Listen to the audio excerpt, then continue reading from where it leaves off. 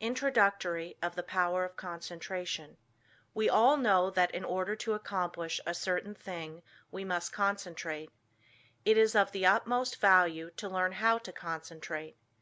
To make a success of anything you must be able to concentrate your entire thought upon the idea you are working out. Do not become discouraged if you are unable to hold your thought on the subject very long at first. There are very few that can. It seems a peculiar fact that it is easier to concentrate on something that is not good for us than on something that is beneficial. This tendency is overcome when we learn to concentrate consciously. If you will just practice a few concentration exercises each day, you will find you will soon develop this wonderful power. Success is assured when you are able to concentrate, for you are then able to utilize for your good all constructive thoughts and shut out all the deconstructive ones. It is of the greatest value to be able to think only that which will be beneficial.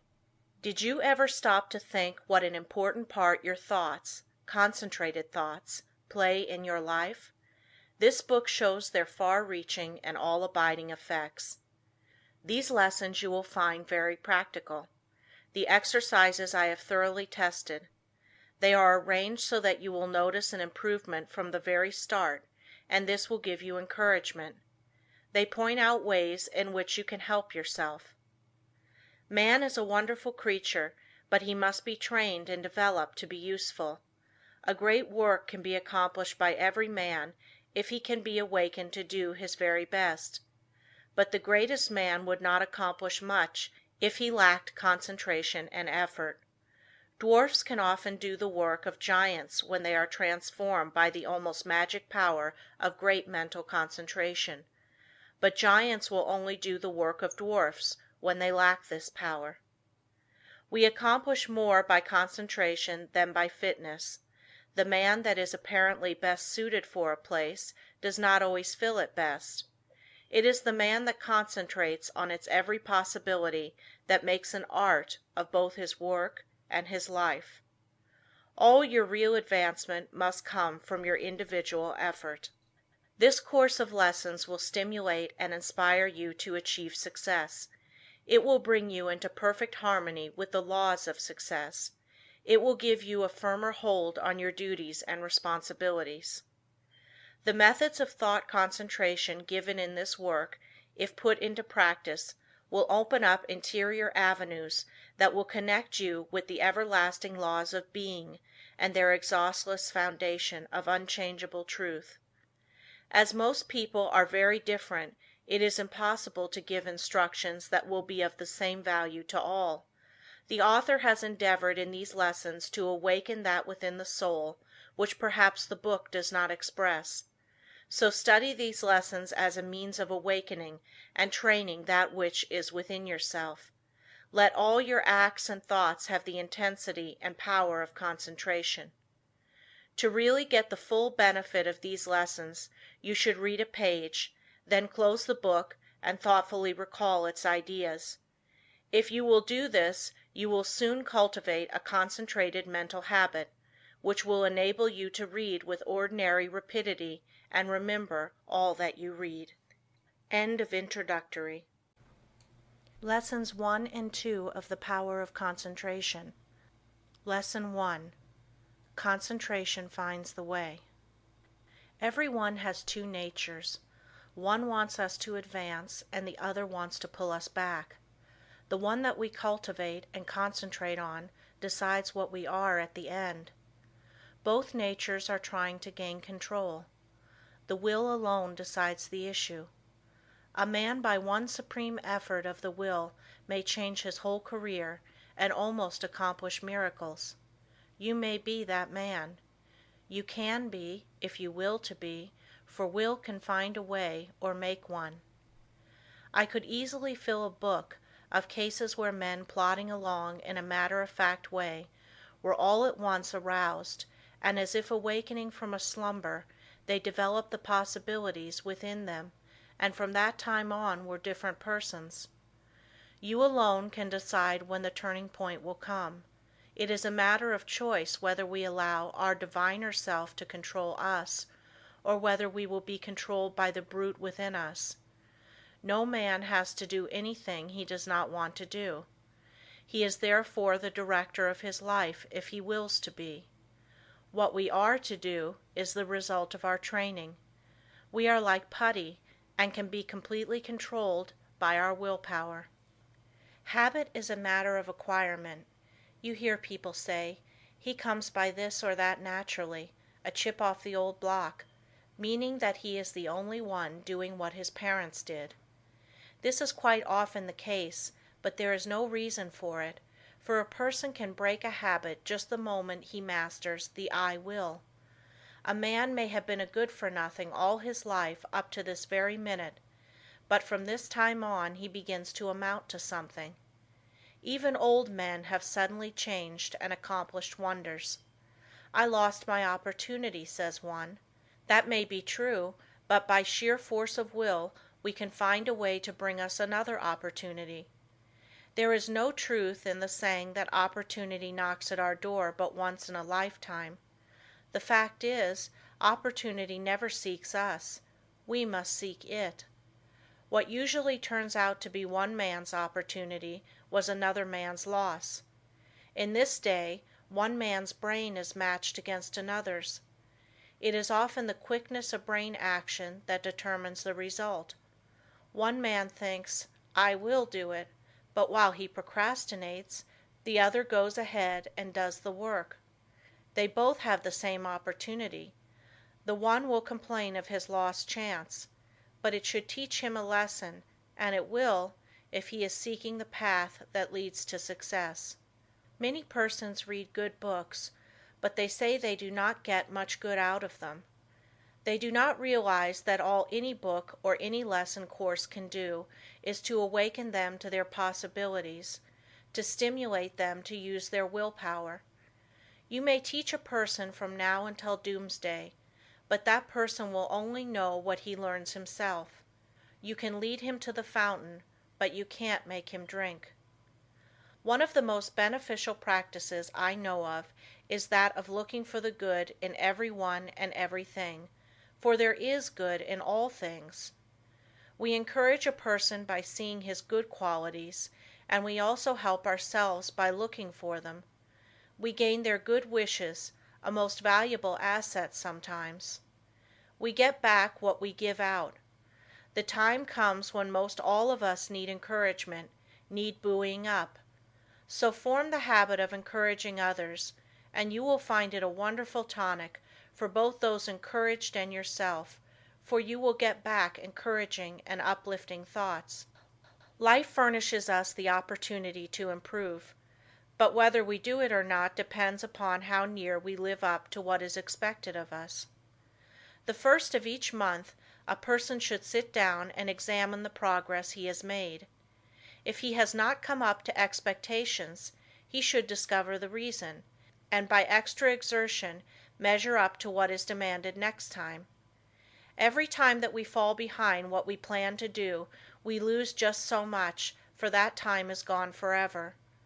We may find a reason for doing it, but most excuses are poor substitutes for action. Most things are possible. Ours may be a hard task, but the harder the task, the greater the reward. It is the difficult things that really develop us. Anything that requires only a small effort utilizes very few of our faculties, and yields a scanty harvest of achievement. So do not shrink from a hard task, for to accomplish one of these will often bring us more good than a dozen lesser triumphs. I know that every man that is willing to pay the price can be a success. The price is not in money, but in effort. The first essential quality for success is the desire to do, to be something. The next thing is to learn how to do it. The next to carry it into execution. The man that is the best able to accomplish anything is the one with a broad mind, the man that has acquired knowledge, that may, it is true, be foreign to this particular case, but is nevertheless of some value in all cases.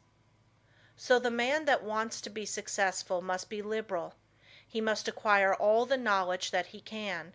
He must be well posted not only in one branch of his business, but in every part of it. Such a man achieves success. The secret of success is to try always to improve yourself, no matter where you are or what your position. Learn all you can. Don't see how little you can do, but how much you can do. Such a man will always be in demand, for he establishes the reputation of being a hustler. There is always room for him because progressive firms never let a hustler leave their employment, if they can help it. The man that reaches the top is the gritty, plucky, hard worker, and never the timid, uncertain, slow worker. An untried man is seldom put in a position of responsibility and power. The man selected is one that has done something, achieved results in some line, or taken the lead in his department. He is placed there because of his reputation of putting vigor and virility into his efforts, and because he has previously shown that he has pluck and determination. The man that is chosen at the crucial time is not usually a genius. He does not possess any more talent than others, but he has learned that results can only be produced by untiring, concentrated effort. That miracles in business do not just happen. He knows that the only way they will happen is by sticking to a proposition and seeing it through. That is the only secret of why some succeed and others fail. The successful man gets used to seeing things accomplished, and always feels sure of success. The man that is a failure gets used to seeing failure, expects it, and attracts it to him. It is my opinion that with the right kind of training every man could be a success. It is really a shame that so many men and women, rich in ability and talent, are allowed to go to waste, so to speak. Some day I hope to see a millionaire philanthropist start a school for the training of failures. I'm sure he could not put his money to a better use. In a year's time the science of practical psychology could do wonders for him. He could have agencies on the lookout for men that had lost their grip on themselves, that had through indisposition weakened their will, that through some sorrow or misfortune had become discouraged. At first all they need is a little help to get them back on their feet, but usually they get a knock downwards instead. The result is that their latent powers never develop, and both they and the world are the losers. I trust that in the near future someone will heed the opportunity of using some of his millions in arousing men that have begun to falter. All they need to be shown is that there is within them an omnipotent source that is ready to aid them, providing they will make use of it. Their minds only have to be turned from despair to hope to make them regain their hold. When a man loses his grip today, he must win his redemption by his own will. He will get little encouragement or advice of an inspiring nature. He must usually regain the right road alone. He must stop dissipating his energies and turn his attention to building a useful career. Today we must conquer our weakening tendencies alone. Don't expect anyone to help you. Just take one big brace, make firm resolutions, and resolve to conquer your weaknesses and vices. Really, no one can do this for you. They can encourage you, that is all. I can think of nothing but lack of health that should interfere with one becoming successful. There is no other handicap that you should not be able to overcome. To overcome a handicap, all that is necessary to do is to use more determination and grit and will. The man with grit and will may be poor today and wealthy in a few years. Willpower is a better asset than money. Will carry you over chasms of failure if you but give it the chance. The men that have risen to the highest positions have usually had to gain their victories against big odds. Think of the hardships many of our inventors have gone through before they became a success. Usually they have been very much misunderstood by relatives and friends. Very often they did not have the bare necessities of life, yet by sheer determination and resolute courage they managed to exist somehow until they perfected their inventions, which afterwards greatly helped in bettering the condition of others. Everyone really wants to do something, but there are very few that will put forth the needed effort to make the necessary sacrifice to secure it. There is only one way to accomplish anything, and that is to go ahead and do it. A man may accomplish almost anything today if he just sets his heart on doing it and lets nothing interfere with his progress. Obstacles are quickly overcome by the man that sets out to accomplish his heart's desire. The bigger the man, the smaller the obstacle appears. The smaller the man, the greater the obstacle appears. Always look at the advantage you gain by overcoming obstacles, and it will give you the needed courage for their conquest. Do not expect that you will always have easy sailing. Parts of your journey are likely to be rough. Don't let the rough places put you out of commission. Keep on with the journey. Just the way you weather the storm shows what material you are made of. Never sit down and complain of the rough places, but think how nice the pleasant stretches were. View with delight the smooth plains that are in front of you. Do not let a setback stop you. Think of it as a mere incident that has to be overcome before you can reach your goal. Lesson 2. The Self-Mastery, Self-Direction Power of Concentration. Man, from a psychological standpoint of development, is not what he should be. He does not possess the self-mastery, the self-directing power of concentration that is his by right. He has not trained himself in a way to promote his self-mastery. Every balanced mind possesses the faculties whose chief duties are to engineer, direct, and concentrate the operations of the mind, both in a mental and physical sense. Man must learn to control not only his mind, but his bodily movements. When the controlling faculties, autonomic, are in an untrained condition, the impulses, passions, emotions, thoughts, actions, and habits of the person suffer from lack of regulation, and the procedure of mental concentration is not good, not because the mind is necessarily weak in the autonomic department of the faculties, but because the mind is not properly trained. When the self-regulating faculties are not developed, the impulses, appetites, emotions, and passions have full swing to do as they please, and the mind becomes impulsive, restless, emotional, and irregular in its action. This is what makes mental concentration poor. When the self-guiding faculties are weak in development, the person always lacks the power of mental concentration. Therefore, you cannot learn to concentrate until you develop those very powers that qualify you to be able to concentrate. So if you cannot concentrate, one of the following is the cause. 1. Deficiency of the motor centers. 2. An impulsive and emotional mind. 3. An untrained mind. The last fault can soon be removed by systematic practice. It is the easiest to correct. The impulsive and emotional state of mind can best be corrected by restraining anger, passion and excitement, hatred, strong impulses, intense emotions, fretfulness, etc. It is impossible to concentrate when you are in any of these excited states. These can be naturally decreased by avoiding such food and drinks as have nerve-weakening or stimulating influences, or a tendency to stir up the passions, the impulses, and the emotions. It is a very good practice to watch and associate with those persons that are steady, calm, controlled, and conservative. Correcting the deficiency of the motor centers is harder because as the person's brain is undeveloped, he lacks willpower.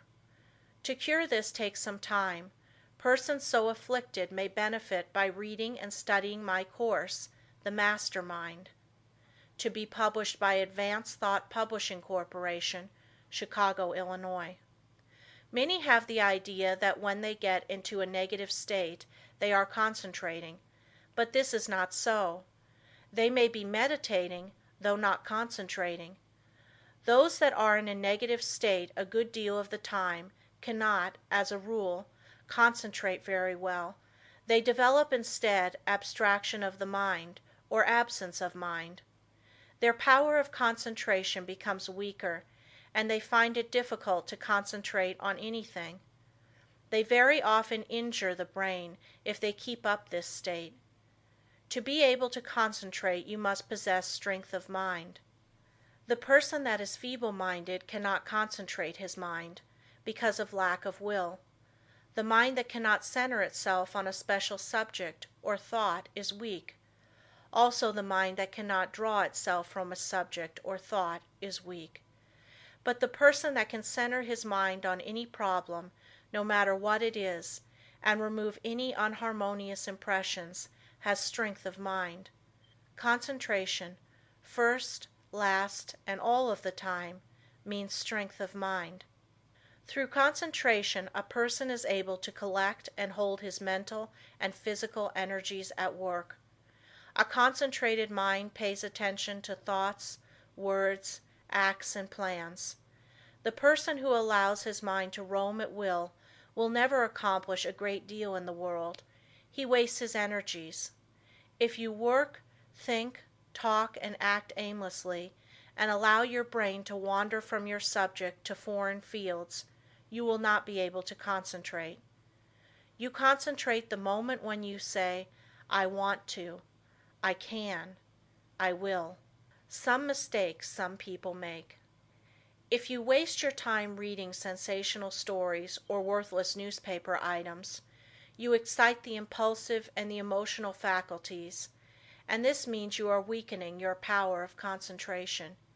You will not be a free engineer, able to pilot yourself to success. Concentration of the mind can only be developed by watching yourself closely. All kinds of development commence with close attention. You should regulate your every thought and feeling. When you commence to watch yourself and your own acts and also the acts of other people, you use the faculties of autonomy, and as you continue to do so, you improve your faculties, until in time you can engineer your every thought, wish, and plan. To be able to focalize the mind on the object at hand in a conscious manner leads to concentration. Only the trained mind can focalize. To hold a thought before it until all the faculties shall have had the time to consider that thought is concentration. The person that cannot direct his thoughts, wishes, plans, resolutions, and studies cannot possibly succeed to the fullest extent. The person that is impulsive one moment and calm the next has not the proper control over himself. He is not a master of his mind, nor of his thoughts, feelings, and wishes. Such a person cannot be a success. When he becomes irritated, he irritates others and spoils all chances of any concern doing their best. But the person that can direct his energies and hold them at work in a concentrated manner controls his every work and act, and thereby gains the power to control others. He can make his every move serve a useful end, and every thought a noble purpose. In this day, the man that gets excited and irritable should be looked upon as an undesirable person. The person of good breeding now speaks with slowness and deliberation. He is cultivating more and more of a reposeful attitude. He is consciously attentive and holds his mind to one thing at a time. He shuts out everything else. When you are talking to anyone, give him your sole and undivided attention. Do not let your attention wander or be diverted. Give no heed to anything else, but make your will and intellect act in unison. Start out in the morning and see how self-poised you can remain all day. At times take an inventory of your actions during the day and see if you have kept your determination. If not, See that you do tomorrow. The more self-poised you are, the better will your concentration be. Never be in too much of a hurry, and remember, the more you improve your concentration, the greater are your possibilities. Concentration means success, because you are better able to govern yourself and centralize your mind. You become more in earnest in what you do, and this almost invariably improves your chances for success. When you are talking to a person, have your own plans in mind. Concentrate your strength upon the purpose you are talking about. Watch his every move, but keep your own plans before you. Unless you do, you will waste your energy and not accomplish as much as you should. I want you to watch the next person you see that has the reputation of being a strong character, a man of force. Watch and see what a perfect control he has over his body. Then I want you to watch just an ordinary person. Notice how he moves his eyes, arms, fingers. Notice the useless expenditure of energy. These movements all break down the vital cells and lessen the person's power in vital and nerve directions. It is just as important for you to conserve your nerve forces as it is the vital forces. As an example, we see an engine going along the track very smoothly. Someone opens all the valves and the train stops. It is the same with you.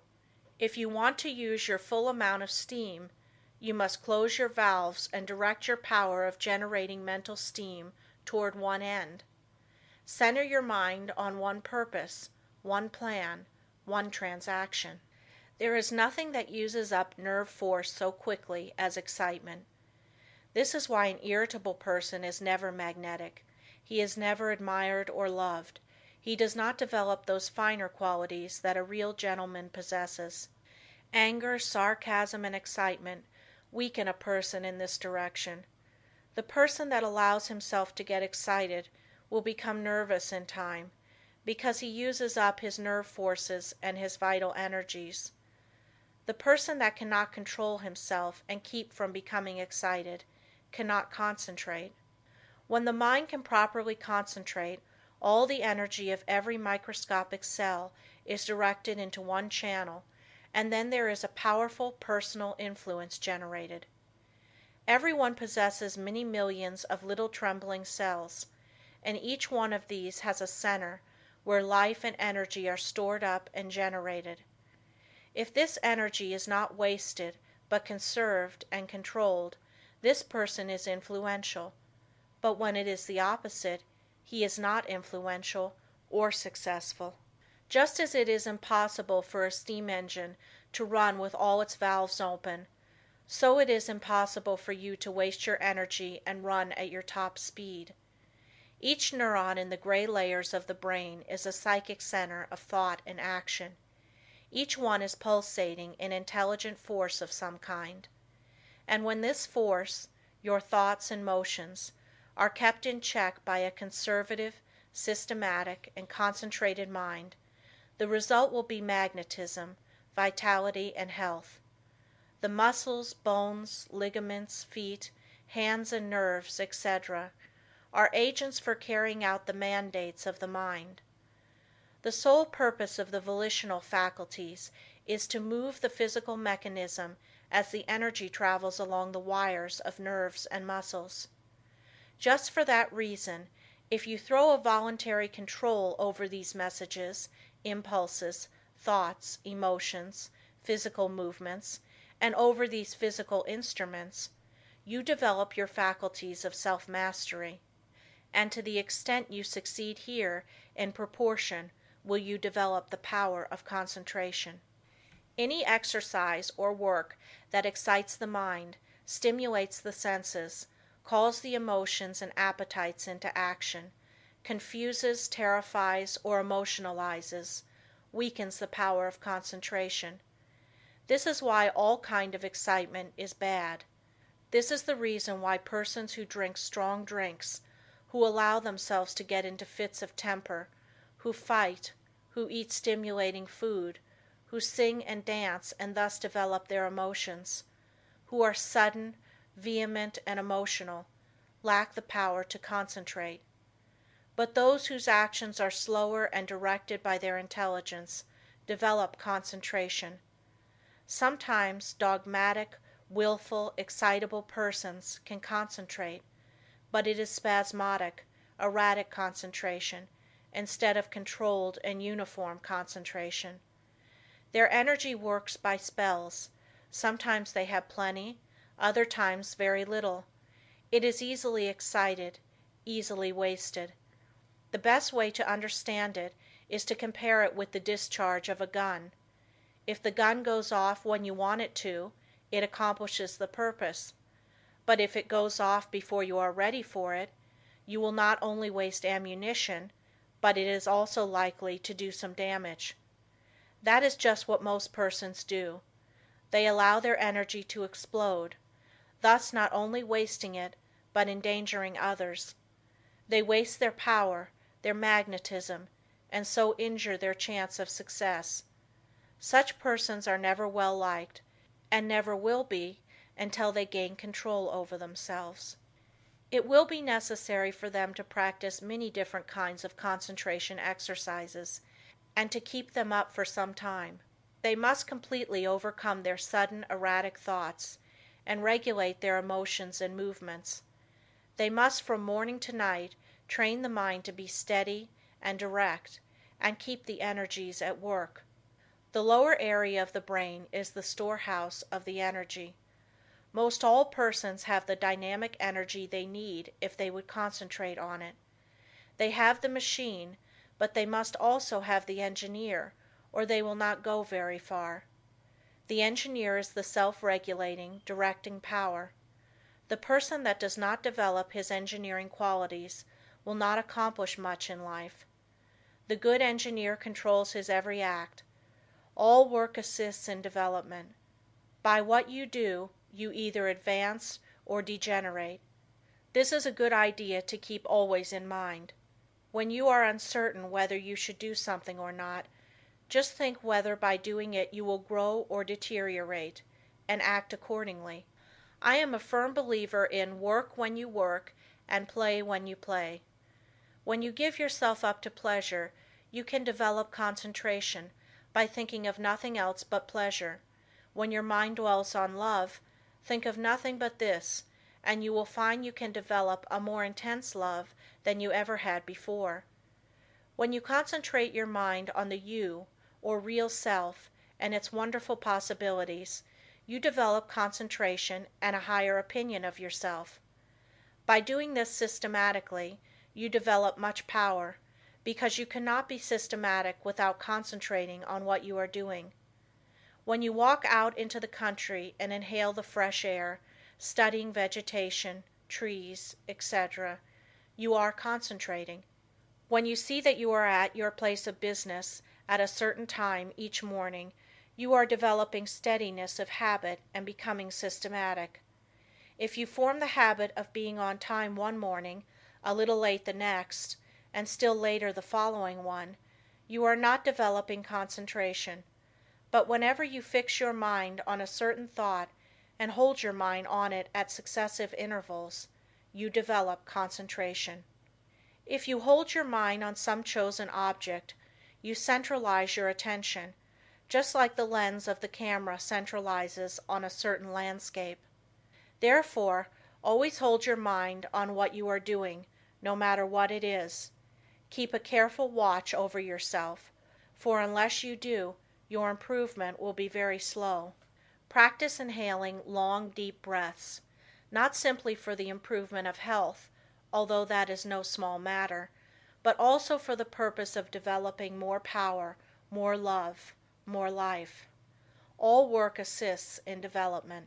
You may think it foolish to try to develop concentration by taking muscular exercises, but you must not forget that the mind is associated with muscle and nerve.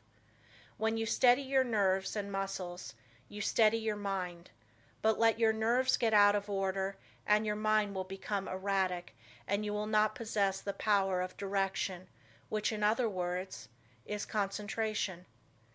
Therefore you understand how important exercises that steady the nerves and muscles are in developing concentration. Everyone is continually receiving impulses that must be directed and controlled if one is to lead a successful life. That is the reason why a person must control the movements of his eyes, feet, fingers, etc. This is another reason why it is important to control his breathing. The slow, deep, prolonged exhalations are of wonderful value. They steady the circulation, the heart action, muscles and nerves of the mind. If the heart flutters, the circulation is not regular, and when the lung action is uneven, the mind becomes unsteady and not fit for concentration. This is why controlled breathing is very important as a foundation for physical health. You must not only concentrate your mind, but also the action of the eyes, ears, and fingers.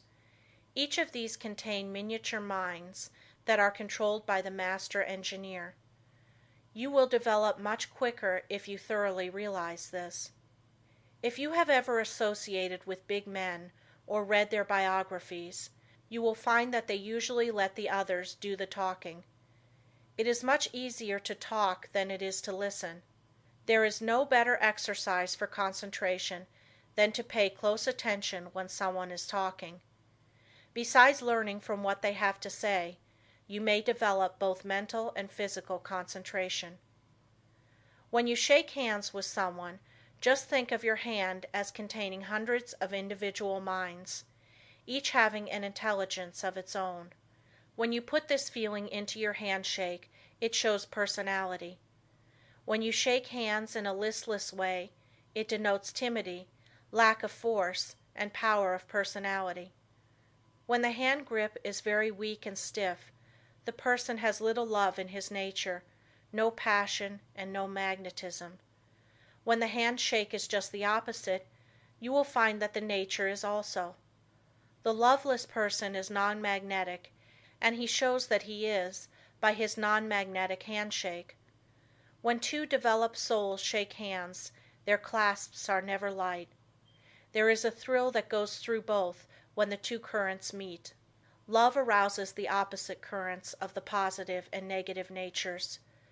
When there is no love, life loses its charm. The hand quickly shows when love is being aroused. This is why you should study the art of handshaking and develop your social affections. A person that loves his kind reflects love, but a person that hates reflects hate. The person with a bad nature, a hateful disposition, evil thoughts and feeling, is erratic, freakish, and fitful. When you allow yourself to become irritable, watch how you breathe and you will learn a valuable lesson. Watch how you breathe when you are happy. Watch your breathing when you harbor hate. Watch how you breathe when you feel in love with the whole world and noble emotions thrill you. When filled with good thoughts, you breathe a plentiful supply of oxygen into your lungs, and love fills your soul. Love develops a person, physically, mentally, and socially. Breathe deeply when you are happy, and you will gain life and strength. You will steady your mind, and you will develop your power of concentration and become magnetic and powerful. If you want to get more out of life, you must think more of love. Unless you have real affection for something, you have no sentiment, no sweetness, no magnetism. So arouse your love affections by your will and enter into a fuller life. The hand of love always magnetizes, but it must be steady and controlled. Love can be concentrated in your handshake, and this is one of the best ways to influence another. The next time you feel yourself becoming irritable, use your will and be patient. This is a very good exercise in self-control. It will help you to keep patient if you will breathe slowly and deeply. If you find you are commencing to speak fast, just control yourself and speak slowly and clearly. Keep from either raising or lowering your voice, and concentrate on the fact that you are determined to keep your poise, and you will improve your power of concentration. When you meet people of some consequence, assume a reposeful attitude before them. Do this at all times. Watch both them and yourself. Static exercises develop the motor faculties and increase the power of concentration. If you feel yourself getting irritable, nervous, or weak, stand squarely on your feet with your chest up and inhale deeply, and you will see that your irritability will disappear and a silent calm will pass over you. If you are in the habit of associating with nervous, irritable people, quit it until you grow strong in the power of concentration, because irritable, angry, fretful, dogmatic, and disagreeable people will weaken what powers of resistance you have. Any exercises that give you better control of the ears, fingers, eyes, feet, help you to steady your mind. When your eye is steady, your mind is steady. One of the best ways to study a person is to watch his physical movements, for when we study his actions, we are studying his mind, because actions are the expressions of the mind. As the mind is, so is the action. If it is uneasy, restless, erratic, unsteady, its actions are the same. When it is composed, the mind is composed. Concentration means control of the mind and body. You cannot secure control over one without the other. Many people who seem to lack ambition have sluggish minds.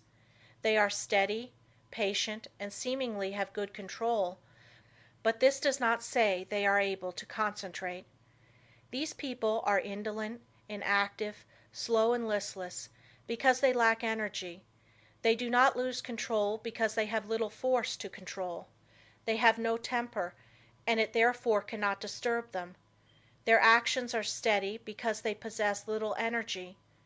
The natural person is internally strong, energetic, and forceful, but his energy, force, and strength, thoughts, and physical movements are well under his control.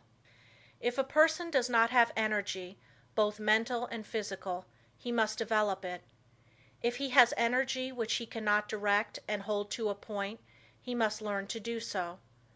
A man may be very capable, but unless he wills to control his abilities, they will not do him any good. We hear so much talk about the benefit of physical culture, but the real benefit of this is really lost sight of. There is nothing that holds the faculties at work in a sustained and continuous manner as static exercises do. For as stated before, when you learn to control the body, you are gaining control over the mind.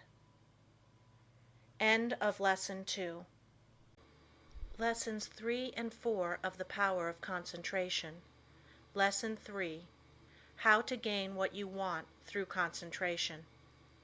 The ignorant person may say, "How can you get anything merely by wanting it?" I say that through concentration you can get anything you want. Every desire can be gratified, but whether it is will depend upon you concentrating to have that desire fulfilled. Merely wishing for something will not bring it. Wishing you had something shows a weakness and not a belief that you will really get it. So never merely wish, as we are not living in a fairy age. You use up just as much brain force in vain imaginings as you do when you think of something worthwhile. Be careful of your desires. Make a mental picture of what you want and set your will to this until it materializes. Never allow yourself to drift without helm or rudder.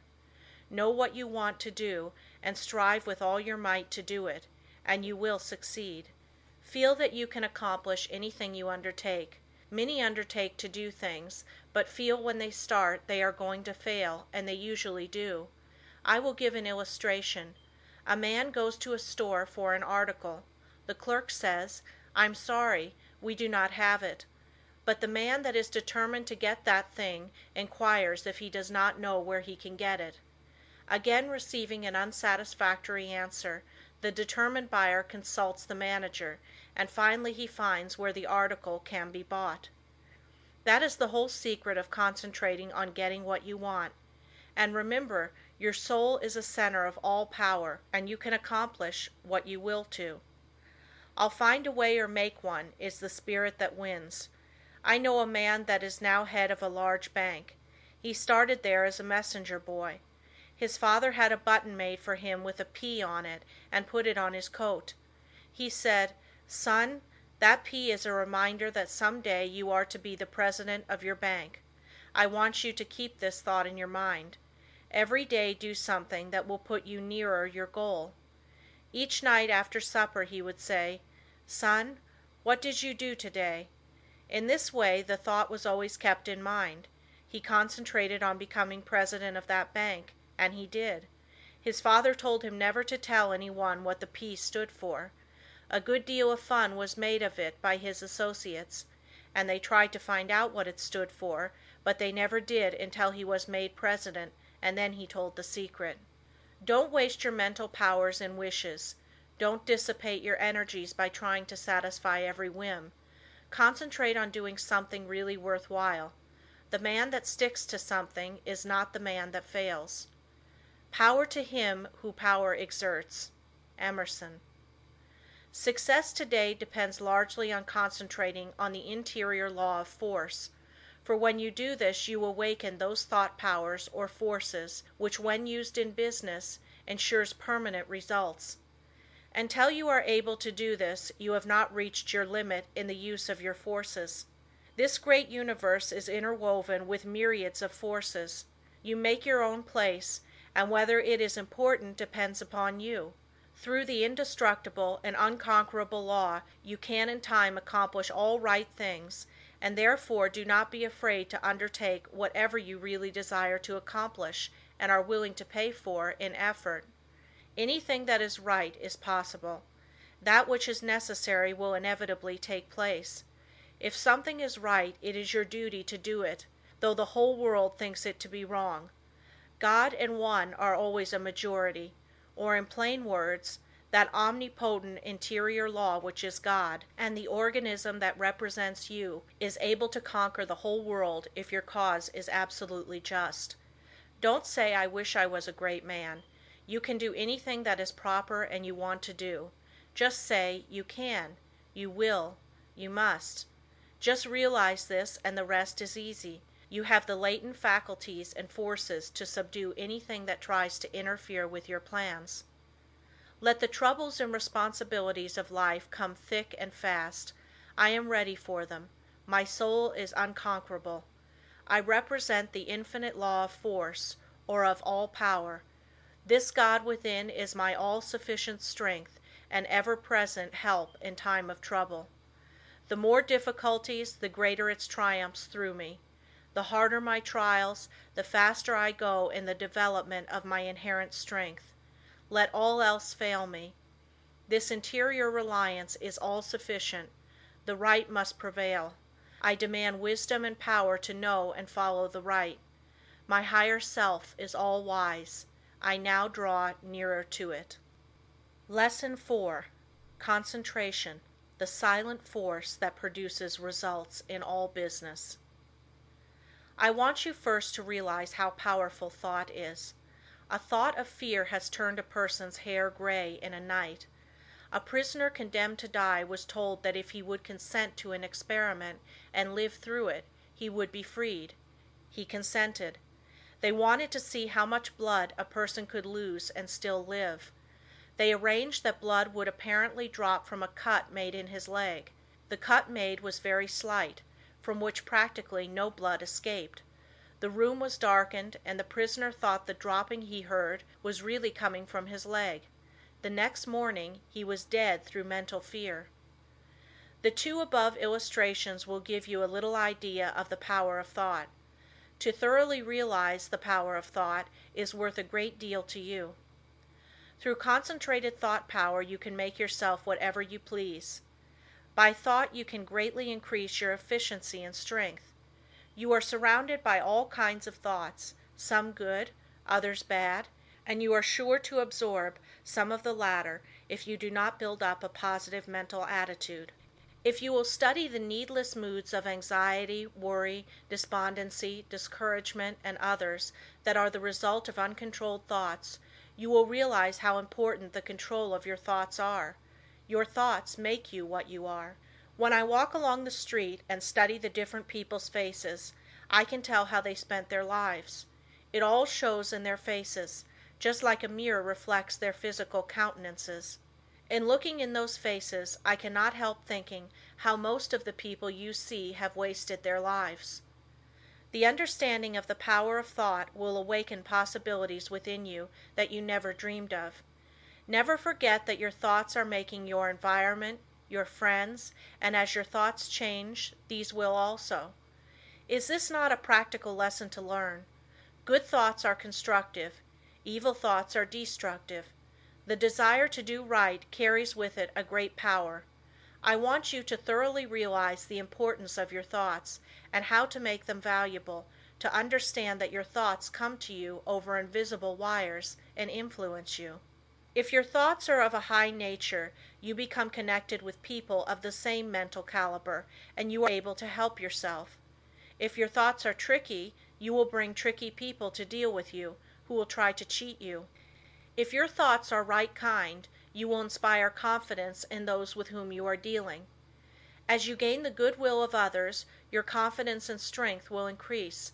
You will soon learn the wonderful value of your thoughts and how serene you can become even when circumstances are the most trying.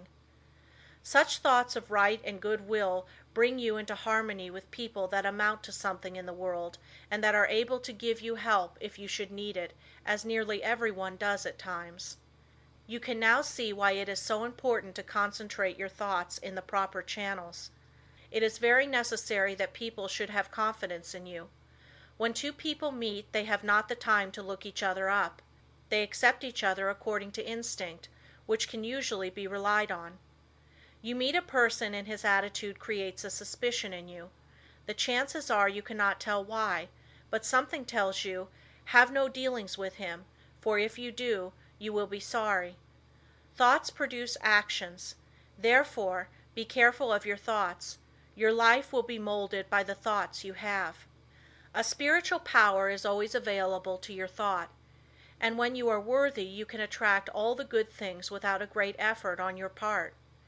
The sun's rays shine down on our gardens, but we can plant trees that will interfere with the sunlight. There are invisible forces ready to help you if you do not think and act to intercept these. These forces work silently. You reap what you sow.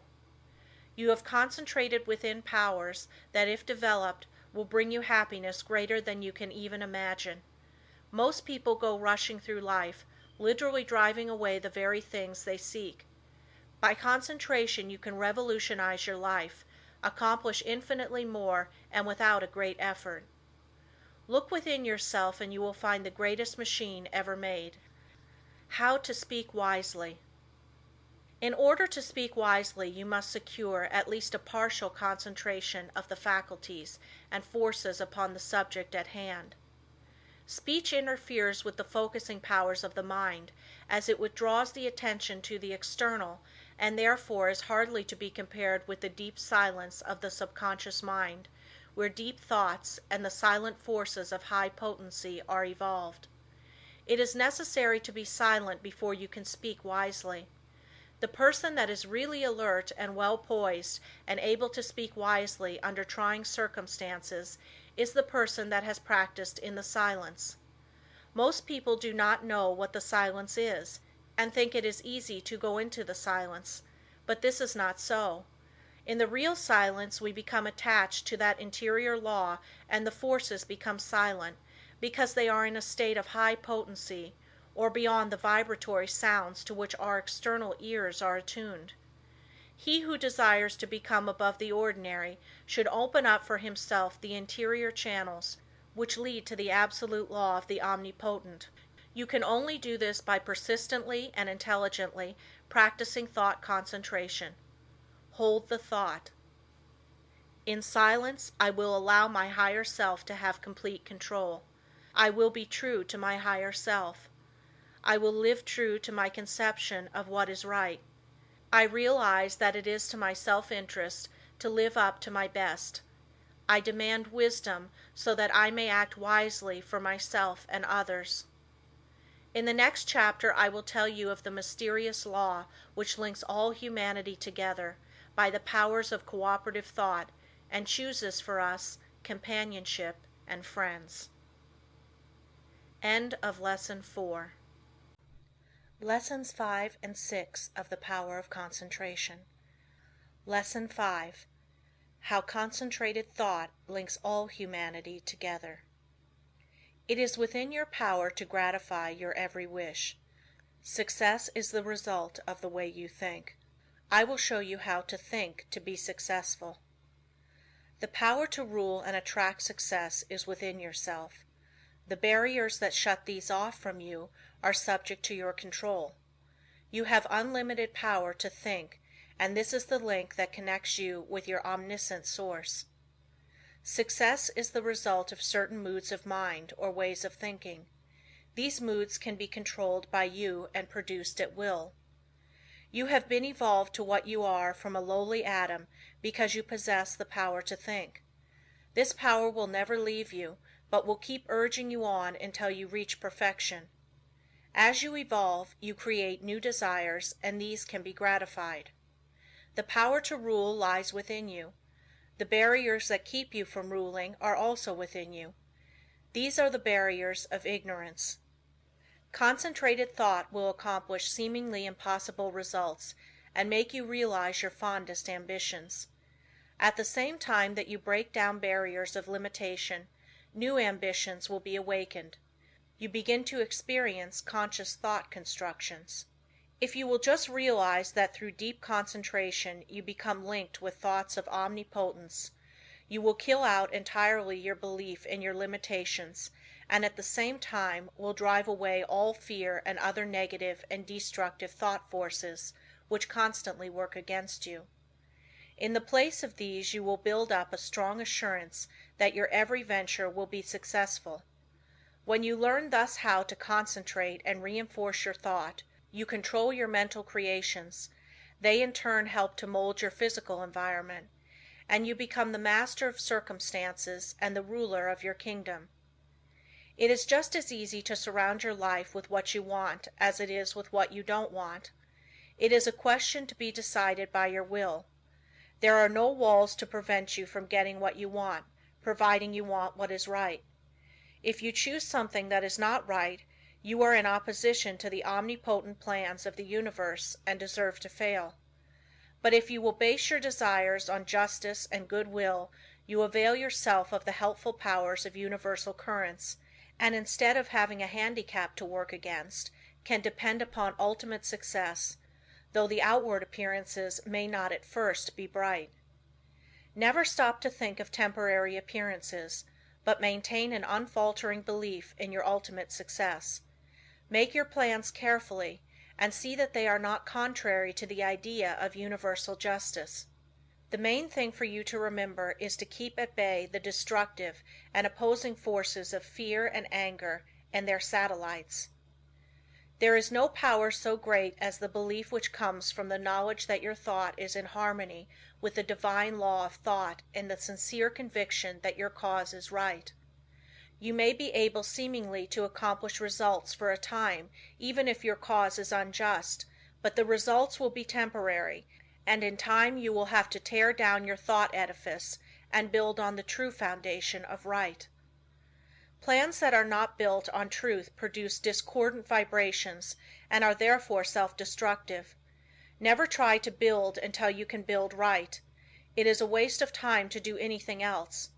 You may temporarily put aside your desire to do right, but its true vibrations will interfere with your unjust plans until you are forced back into righteous paths of power.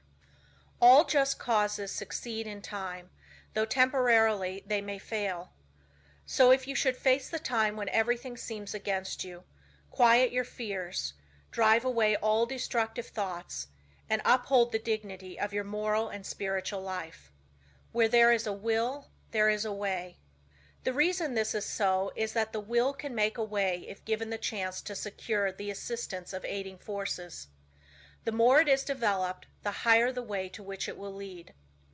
When everything looks gloomy and discouraging, then is the time to show what you are made of by rejoicing that you can control your moods by making them as calm, serene and bright as if prosperity were yours. Be faithful in sowing the thought seeds of success, in perfect trust that the sun will not cease to shine and bring a generous harvest in one season. It is not always necessary to think of the success of a venture when you are actually engaged in it. For when the body is inactive the mind is most free to catch new ideas that will further the opportunity you are seeking. When you are actually engaged in doing something, you are thinking in the channels you have previously constructed, and the work does not have to be done over again. When you are in a negative mood, the intuitions are more active, for you are not then controlling your thoughts by the will. Everything we do should have the approval of the intuition. When you are in a negative mood you attract thoughts of similar nature through the law of affinity. That is why it is so important to form thoughts of a success nature to attract similar ones. If you have never made a study of this subject, you may think this is all foolishness, but it is a fact that there are thought currents that unerringly bring thoughts of a similar nature. Many persons who think of failure actually attract failure by their worries, their anxieties, their overactivity. These thoughts are bound to bring failure. When you once learn the laws of thought and think of nothing but good, truth, success, you will make more progress with less effort than you ever made before. There are forces that can aid the mind that are hardly dreamed of by the average person. When you learn to believe more in the value of thought and its laws, you will be led aright and your business gains will multiply. The following method may assist you in gaining better thought control. If you are unable to control your fears, just say to your faulty determination, "Do not falter or be afraid, for I am not really alone. I am surrounded by invisible forces that will assist me to remove the unfavorable appearances." Soon you will have more courage. The only difference between the fearless man and the fearful one is in his will, his hope. So if you lack success, believe in it, hope for it, claim it. You can use the same method to brace up your thoughts of desire, aspiration, imagination, expectation, ambition, understanding, trust and assurance. If you get anxious, angry, discouraged, undecided or worried, it is because you are not receiving the cooperation of the higher powers of your mind. By your will you can so organize the powers of the mind that your moods change only as you want them to, instead of as how circumstances affect you. I was recently asked if I advised concentrating on what you eat, or what you see while walking. My reply was that no matter what you may be doing, when in practice, think of nothing else but that act at that time. The idea is to be able to control your unimportant acts, otherwise you set up a habit that will be hard to overcome, because your faculties have not been in the habit of concentrating. Your faculties cannot be disorganized one minute and organized the next. If you allow the mind to wander while you are doing small things, it will be likely to get into mischief and make it hard to concentrate on the important act when it comes. The man that is able to concentrate is the happy, busy man. Time does not drag with him. He always has plenty to do. He does not have time to think over past mistakes, which would make him unhappy. If despite our discouragement and failures we claim our great heritage, life and truth and force, like an electric current, will permeate our lives until we enter into our birthright in eternity. The will does not act with clearness, decision and promptness unless it is trained to do so. There are comparatively few that really know what they are doing every minute of the day. This is because they do not observe with sufficient orderliness and accuracy to know what they are doing. It is not difficult to know what you are doing all the time, if you will just practice concentration with a reposeful deliberation, and train yourself to think clearly, promptly, and decisive. If you allow yourself to worry or hurry in what you are doing, this will not be clearly photographed upon the sensitized plate of the subjective mind, and you therefore will not be really conscious of your actions.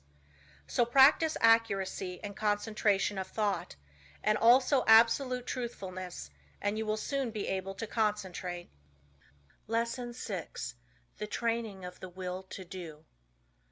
The will to do is the greatest power in the world that is concerned with human accomplishment, and no one can, in advance, determine its limits. The things that we do now would have been a few years ago impossibilities. Today the safe maxim is, all things are possible. The will to do is a force that is strictly practical, yet it is difficult to explain just what it is. It can be compared to electricity because we know it only through its cause and effects. It is a power we can direct, and to just the extent we direct it do we determine our future. Every time you accomplish any definite act, consciously or unconsciously, you use the principle of the will. You can will to do anything whether it is right or wrong, and therefore the way you use your will makes a big difference in your life. Every person possesses some will to do. It is the inner energy which controls all conscious acts. What you will to do directs your life forces. All habits, good or bad, are the result of what you will to do. You improve or lower your condition in life by what you will to do. Your will has a connection with all avenues of knowledge, all activities, all accomplishment.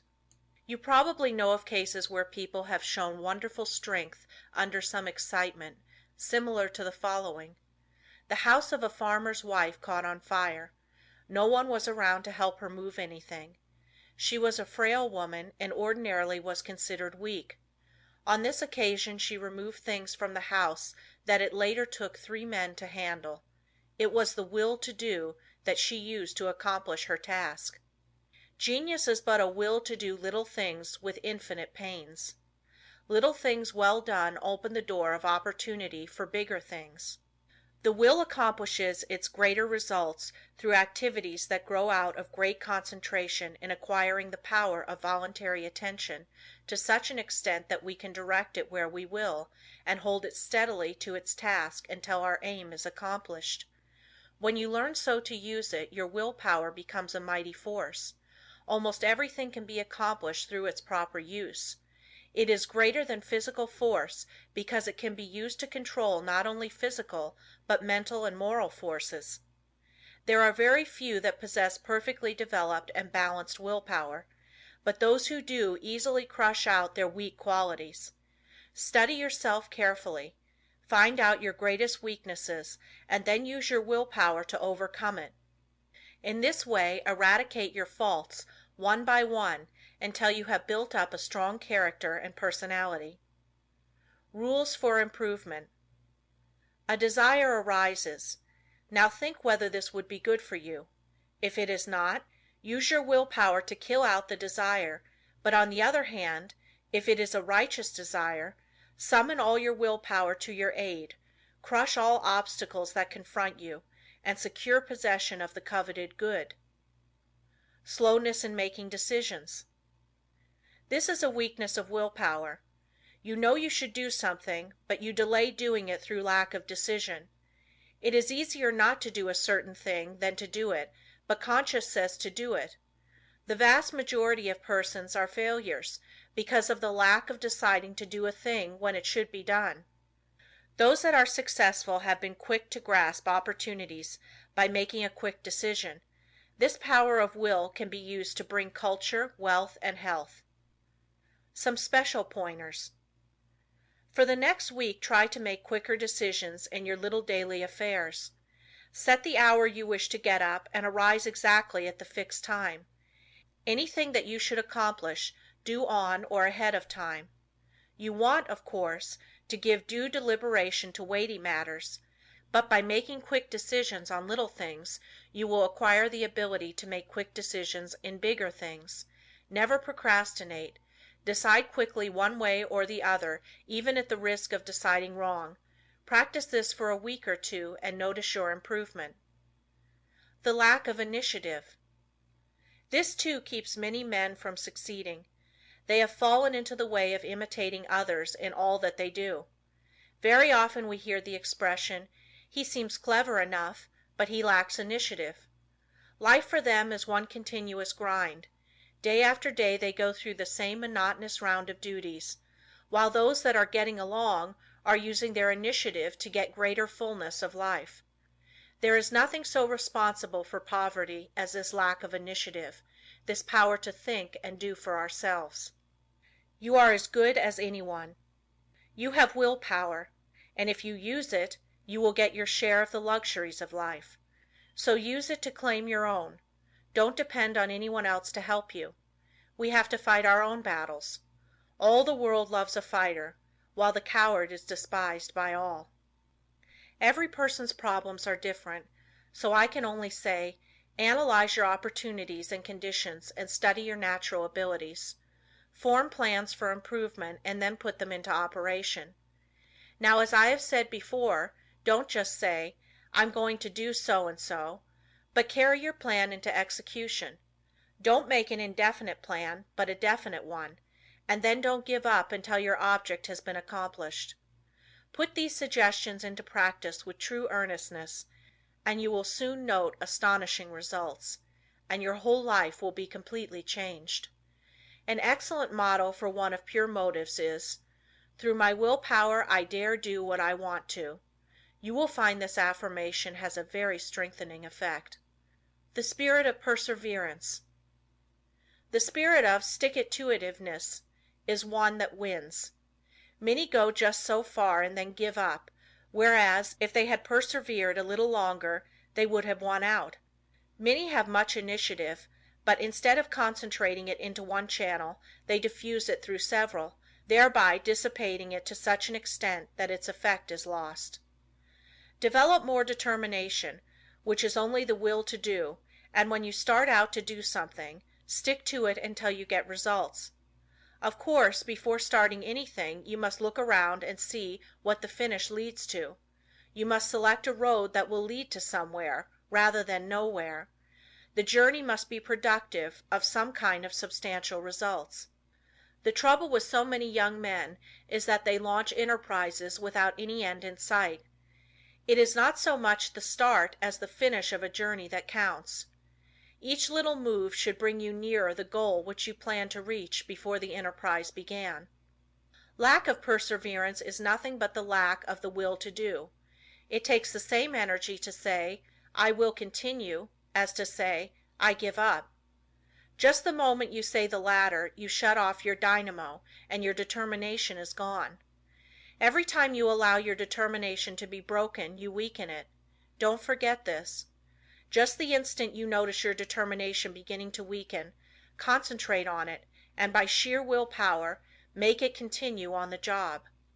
Never try to make a decision when you are not in a calm state of mind. If in a quick temper, you are likely to say things you afterwards regret. In anger, you follow impulse rather than reason. No one can expect to achieve success if he makes decisions when not in full control of his mental forces. Therefore, make it a fixed rule to make decisions only when at your best. If you have a quick temper, you can quickly gain control over it by simple rule of counting backwards. To count backwards requires concentration, and you thus quickly regain a calm state. In this way you can break the temper habit. It will do you a lot of good to think over what you said and thought the last time you were angry. Persevere until you see yourself as others see you. It would do no harm to write the scene out in story form and then sit in judgment of the character that played your part. Special instructions to develop the will to do. This is a form of mental energy, but requires the proper mental attitude to make it manifest. We hear of people having wonderful willpower, which is really wrong. It should be said that they use their willpower, while with many it is a latent force. I want you to realize that no one has a monopoly on willpower. There is plenty for all. What we speak of as willpower is but the gathering together of mental energy, the concentration power at one point. So never think of that person as having a stronger will than yours. Each person will be supplied with just that amount of willpower that he demands. You don't have to develop willpower if you constantly make use of all you have, and remember the way in which you use it determines your fate, for your life is molded to a great extent by the use you make of your will. Unless you make proper use of it, You have neither independence nor firmness. You are unable to control yourself and become a mere machine for others to use. It is more important to learn to use your will than to develop your intellect. The man that has not learned how to use his will rarely decides things for himself, but allows his resolutions to be changed by others. He fluctuates from one opinion to another, and of course does not accomplish anything out of the ordinary, while his brother with the trained will takes his place among the world's leaders. End of Lesson 6. Lessons 7 and 8 of The Power of Concentration. Lesson 7. The Concentrated Mental Demand. The mental demand is the potent force in achievement. The attitude of the mind affects the expression of the face, determines action, changes our physical condition, and regulates our lives. I will not here attempt to explain the silent force that achieves results. You want to develop your mental power so you can effect the thing sought, and that is what I want to teach you. There is wonderful power and possibility in the concentrated mental demand. This, like all other forces, is controlled by laws. It can, like other forces, be wonderfully increased by consecutive, systemized effort. The mental demand must be directed by every power of the mind, and every possible element should be used to make the demand materialize. You can so intently desire a thing that you can exclude all distracting thoughts. When you practice this singleness of concentration until you attain the end sought, you have developed a will capable of accomplishing whatever you wish. As long as you can only do the ordinary things, you will be counted in the mass of mediocrity. But just as quick as you surpass others by even comparatively small measure, you are classed as one of life's successes. So if you wish to emerge into prominence, you must accomplish something more than the ordinary man or woman. It is easy to do this if you will but concentrate on what you desire and put forth your best effort. It is not the runner with the longest legs or the strongest muscles that wins the race, but the one that can put forth the greatest desire force. You can best understand this by thinking of an engine. The engine starts up slowly, the engineer gradually extending the throttle to the top notch. It is then keyed up to its maximum speed. The same is true of two runners. They start off together and gradually they increase their desire to go faster. The one that has the greatest intensity of desire will win. He may outdistance the other by only a fraction of an inch, yet he gets the laurels. The men that are looked upon as the world's successes have not always been men of great physical power, nor at the start did they seem very well adapted to the conditions which encompass them. In the beginning they were not considered men of superior genius, but they won their success by their resolution to achieve results in their undertakings, by permitting no setback to dishearten them, no difficulties to daunt them. Nothing could turn them or influence them against their determination. They never lost sight of their goal. In all of us there is this silent force of wonderful power. If developed, it can overcome conditions that would seem insurmountable. It is constantly urging us on to greater achievement. The more we become acquainted with it, the better strategists we become, the more courage we develop, and the greater the desire within us for self-expression in activity along many lines. No one will ever be a failure if he becomes conscious of this silent force within that controls his destiny. But without the consciousness of this inner force, you will not have a clear vision, and external conditions will not yield to the power of your mind. It is the mental resolve that makes achievement possible. Once this has been formed, it should never be allowed to cease, to press its claim until its object is attained. To make plans work out, it will, at times, be necessary to use every power of your mind.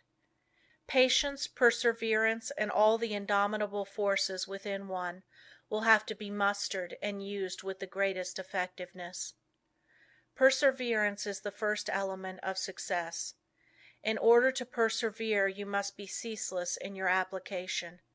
It requires you to concentrate your thoughts upon your undertaking and bring every energy to bear upon keeping them focused upon it until you have accomplished your aim. To quit short of this is to weaken all future efforts. The mental demand seems an unreal power because it is intangible, but it is the mightiest power in the world. It is a power that is free for you to use. No one can use it for you. The mental demand is not a visionary one. It is a potent force, which you can use freely without cost. When you are in doubt, it will counsel you. It will guide you when you are uncertain. When you are in fear, it will give you courage. It is the motive power which supplies the energies necessary to the achievement of the purpose. You have a large storehouse of possibilities. The mental demand makes possibilities realities. It supplies everything necessary for the accomplishment. It selects the tools and instructs how to use them. It makes you understand the situation. Every time you make a mental demand, you strengthen the brain centers by drawing to you external forces. Few realize the power of a mental demand. It is possible to make your demand so strong that you can impart what you have to say to another without speaking to him. Have you ever, after planning to discuss a certain matter with a friend, had the experience of having him broach the subject before you had a chance to speak of it? Have you ever, in a letter, made a suggestion to a friend that he carried out before your letter reached him? Have you ever wanted to speak to a person who, just then walked in or telephoned? I have had many such responses to thought, and you and your friends have doubtless experienced them too. These two things are neither coincidences nor accidents, but are the results of mental demand launched by strong concentration. The person that never wants anything gets little. To demand resolutely is the first step toward getting what you want. The power of the mental demand seems absolute, the supply illimitable. The mental demand projects itself and causes to materialize the conditions and opportunities needed to accomplish the purpose. Do not think I overestimate the value of the mental demand. It brings the fuller life if used for only righteous purposes. Once the mental demand is made, however, never let it falter. If you do, the current that connects you with your desire is broken.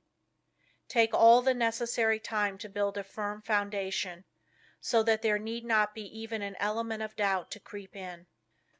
Just the moment you entertain doubt you lose some of the demand force, and force once lost is hard to regain. So whenever you make a mental demand, hold steadfastly to it until your need is supplied. I want to repeat again that power of mental demand is not a visionary one. It is concentrated power only, and can be used by you. It is not supernatural power, but requires a development of the brain centers. The outcome is sure when it is given with a strong, resolute determination. No person will advance to any great extent unless he recognizes this force within him. If you have not become aware of it, you have not made very much of a success of your life. It is this something that distinguishes that man from other men. It is this subtle power that develops strong personality. If you want a great deal, you must demand a great deal. Once you make your demand, anticipate its fulfillment. It depends upon us. We are rewarded according to our efforts. The power of mental demand can bring us what we want. We become what we determine to be. We control our destiny. Get the right mental attitude, then in accordance with your ability, you can gain success. And every man of average ability, the ordinary man that you see about you, can be really successful, independent, free of worry, his own master, if he can manage to do just two things. First, remain forever dissatisfied with what he is doing and what he has accomplished. Second, develop in his mind a belief that the word impossible was not intended for him. Build up in his mind the confidence that enables the mind to use its power. Many, especially the older men, will ask, "How can I build up that self-confidence in my brain? How can I, after months and years of discouragement, of dull plodding, suddenly conceive and carry out a plan for doing something that will make life worth while and change the monotonous routine? How can a man get out of a rut after he has been in it for years and has settled down to the slow jog trot that leads to the grave?" The answer is the thing can be done, and millions have done it. One of the names most honored among the great men of France is that of Littré, who wrote and compiled the great French dictionary, a monument of learning. He is the man whose place among the 40 immortals of France was taken by the great Pasteur when the latter was elected to the Academy. Littré began the work that makes him famous when he was more than 60 years old. Lesson 8. Concentration gives mental poise. You will find that the man that concentrates is well poised, whereas the man that allows his mind to wander is easily upset. When in this state wisdom does not pass from the subconscious storehouse into the consciousness. There must be mental quiet before the two consciousnesses can work in harmony. When you are able to concentrate, you have peace of mind.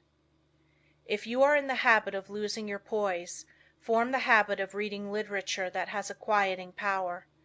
Just the second you feel your poise slipping, say, "Peace," and then hold this thought in mind, and you will never lose your self-control.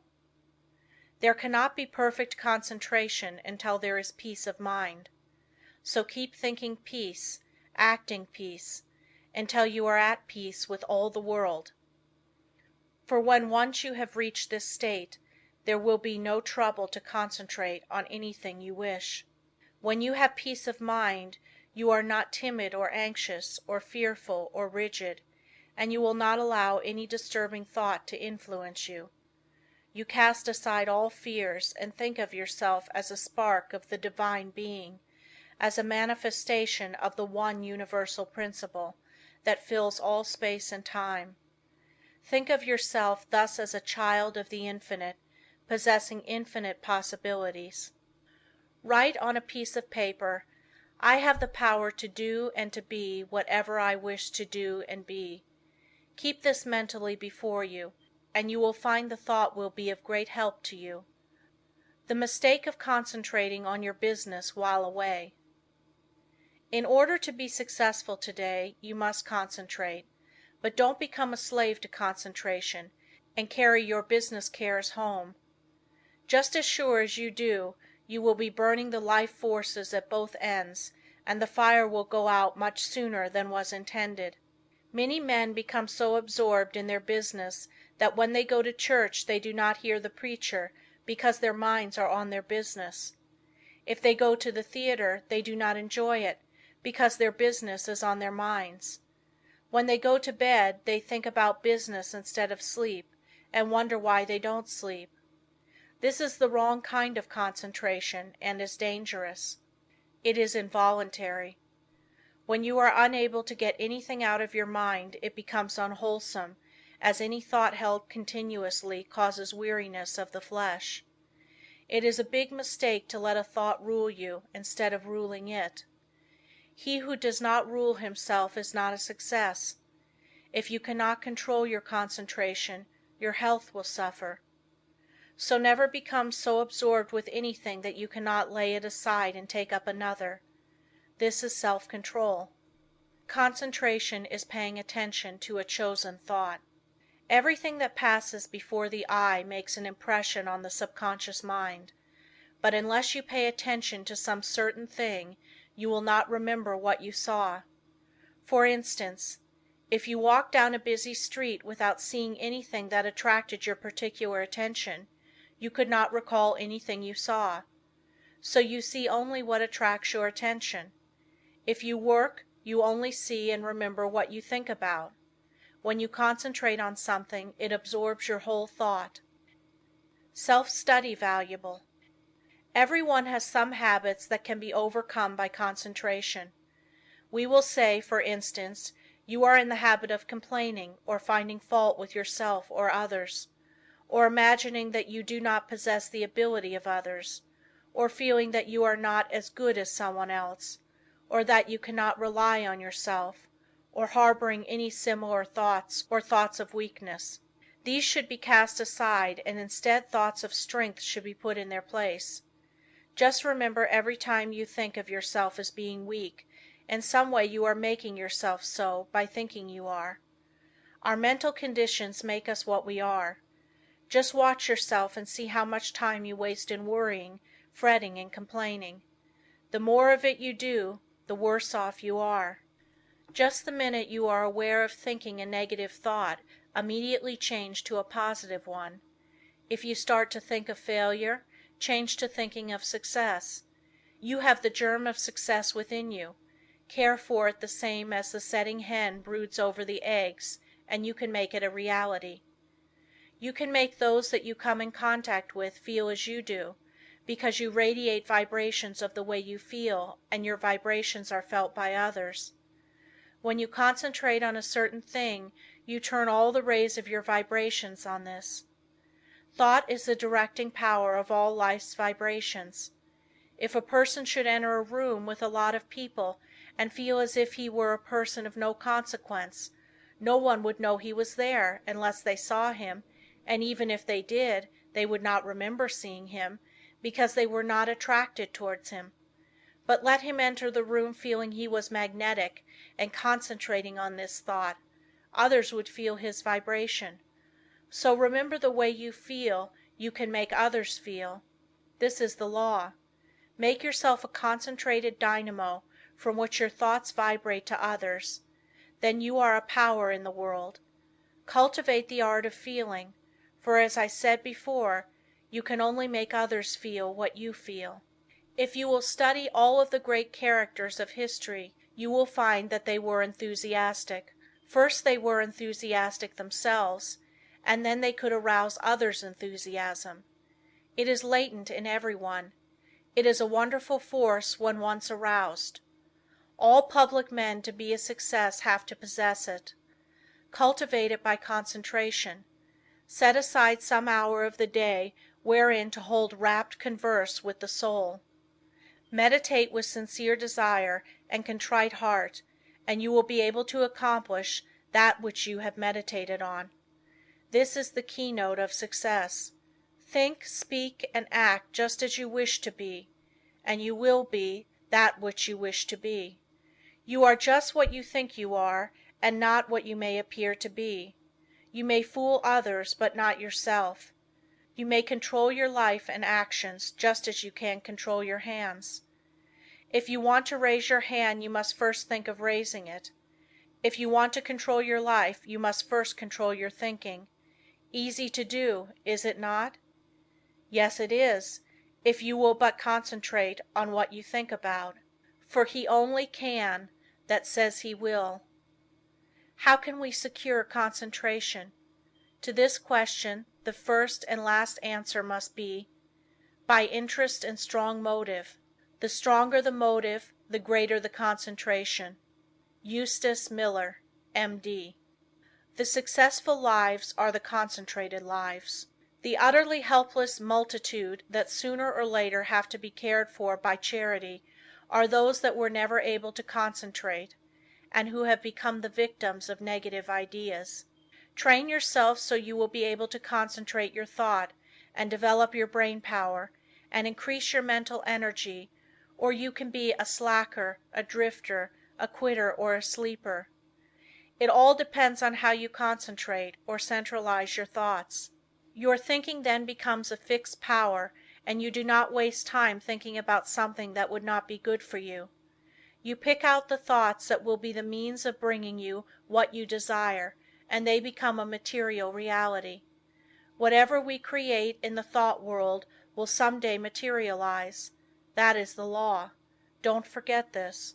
In the old days men drifted without concentration, but this is a day of efficiency, and therefore all our efforts must be concentrated if we are to win any success worth the name. Why people often do not get what they concentrate on. Because they sit down in hopeless despair and expect it to come to them. But if they will just reach out for it, with their biggest effort, they will find it is within their reach. No one limits us but ourselves. We are what we are today as the result of internal conditions. We can control the external conditions. They are subject to our will. Through our concentration we can attract what we want, because we become in rapport with the universal forces, from which we can get what we want. You have watched races, no doubt. They all line up together. Each has his mind set on getting to the goal before the others. This is one kind of concentration.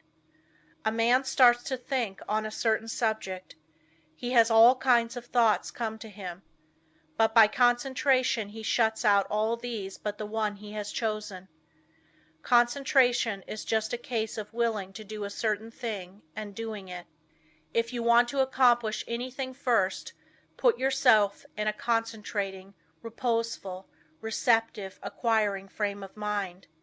In tackling unfamiliar work, make haste slowly and deliberately, and then you will secure that interior activity which is never possible when you are in a hurry or under a strain. When you think hard, or try to hurry results too quickly, you generally shut off the interior flow of thoughts and ideas. You have often, no doubt, tried hard to think of something but could not, but just as soon as you stopped trying to think of it, it came to you. End of Lesson 8. Lessons 9 and 10 of the Power of Concentration. Lesson 9. Concentration can overcome bad habits.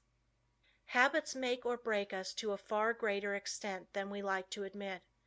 Habit is both a powerful enemy and wonderful ally of concentration. You must learn to overcome habits which are injurious to concentration, and to cultivate those which increase it. The large majority of people are controlled by their habits, and are buffeted around by them like waves of the ocean tossing a piece of wood. They do things in a certain way because of the power of habit. They seldom ever think of concentrating on why they do them this way or that, or study to see if they could do them in a better way. Now my object in this chapter is to get you to concentrate on your habits, so you can find out which are good and which are bad for you. You will find that by making a few needed changes, you can make even those that are not good for you of service. The good habits you can make much better. The first thing I want you to realize is that all habits are governed consciously or unconsciously by the will. Most of us are forming new habits all the time. Very often, if you repeat something several times in the same way, you will have formed the habit of doing it that way. But the oftener you repeat it, the stronger that habit grows, and the more deeply it becomes embedded in your nature. After a habit has been in force for a long time, it becomes almost a part of you, and is therefore hard to overcome. But you can still break any habit by strong concentration on its opposite.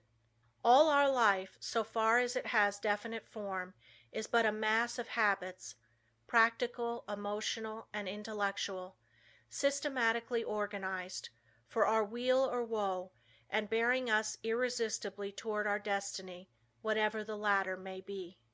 We are creatures of habits, imitators and copiers of our past selves. We are liable to be bent or curved as we can bend a piece of paper, and each fold leaves a crease, which makes it easier to make the fold there the next time. The intellect and will are spiritual functions, still they are immersed in matter, and to every moment of theirs corresponds a movement in the brain, that is, in their material correlative. This is why habits of thought and habits of willing can be formed. All physical impressions are the carrying out of the actions of the will and intellect. Our nervous systems are what they are today because of the way they have been exercised. As we grow older, most of us become more and more like automatic machines. The habits we have formed increase in strength. We work in our old characteristic way. Your associates learn to expect you to do things in a certain way. So you see that your habits make a great difference in your life, and as it is just about as easy to form good habits as it is bad, you should form only the former. No one but yourself is responsible for your habits. You are free to form the habits that you should, and if everyone could realize the importance of forming the right kind of habits, what a different world this would be. How much happier everyone would be. Then all instead of the few might win success. Habits are formed more quickly when we are young, but if we have already passed the youthful plastic period, the time to start to control our habits is right now, as we will never be any younger. You will find the following maxims worth remembering. First maxim: we must make our nervous system our ally instead of our enemy. Second maxim: in the acquisition of a new habit, as in the leaving off of an old one, we must take care to launch ourselves with as strong and decided an initiative as possible. The man that is in the habit of doing the right thing from boyhood has only good motives, so it is very important for you that you concentrate assiduously on the habits that reinforce good motives. Surround yourself with every aid you can. Don't play with fire by forming bad habits. Make a new beginning today. Study why you have been doing certain things. If they are not for your good, shun them henceforth. Don't give in to a single temptation, for every time you do, you strengthen the chain of bad habits. Every time you keep a resolution, you break the chain that enslaves you. Third maxim: never allow an exception to occur till the new habit is securely rooted in your life. Here is the idea: you never want to give in until the new habit is fixed, else you undo all that has been accomplished by previous efforts. There are two opposing inclinations. One wants to be firm and the other wants to give in. By your will you can become firm, through repetition. Fortify your will to be able to cope with any and all opposition. Fourth maxim: seize the very first possible opportunity to act on every resolution you make, and on every emotional prompting you may experience in the direction of the habits you aspire to gain. To make a resolve and not to keep it is of little value, so by all means keep every resolution you make, for you not only profit by the resolution, but it furnishes you with an exercise that causes the brain cells and physiological correlatives to form the habit of adjusting themselves to carry out resolutions. A tendency to act becomes efficiently ingrained in us in proportion to the uninterrupted frequency with which the actions actually occur, and the brain grows to their use. When a resolve or a fine glow of feeling is allowed to evaporate without bearing fruit, it is worse than a chance lost. If you keep your resolutions, you form a most valuable habit. If you break them, you form a most dangerous one. So concentrate on keeping them, whether important or unimportant, and remember it is just as important for this purpose to keep the unimportant, for by so doing you are forming a habit. Fifth maxim: keep the faculty of effort alive in you by a little gratuitous exercise every day. The more we exercise the will, the better we can control our habits. Every few days do something for no other reason than its difficulty, so that when the hour of dire need draws nigh, it may find you not unnerved or untrained to stand the test. Asceticism of this sort is like the insurance which a man pays on his house and goods.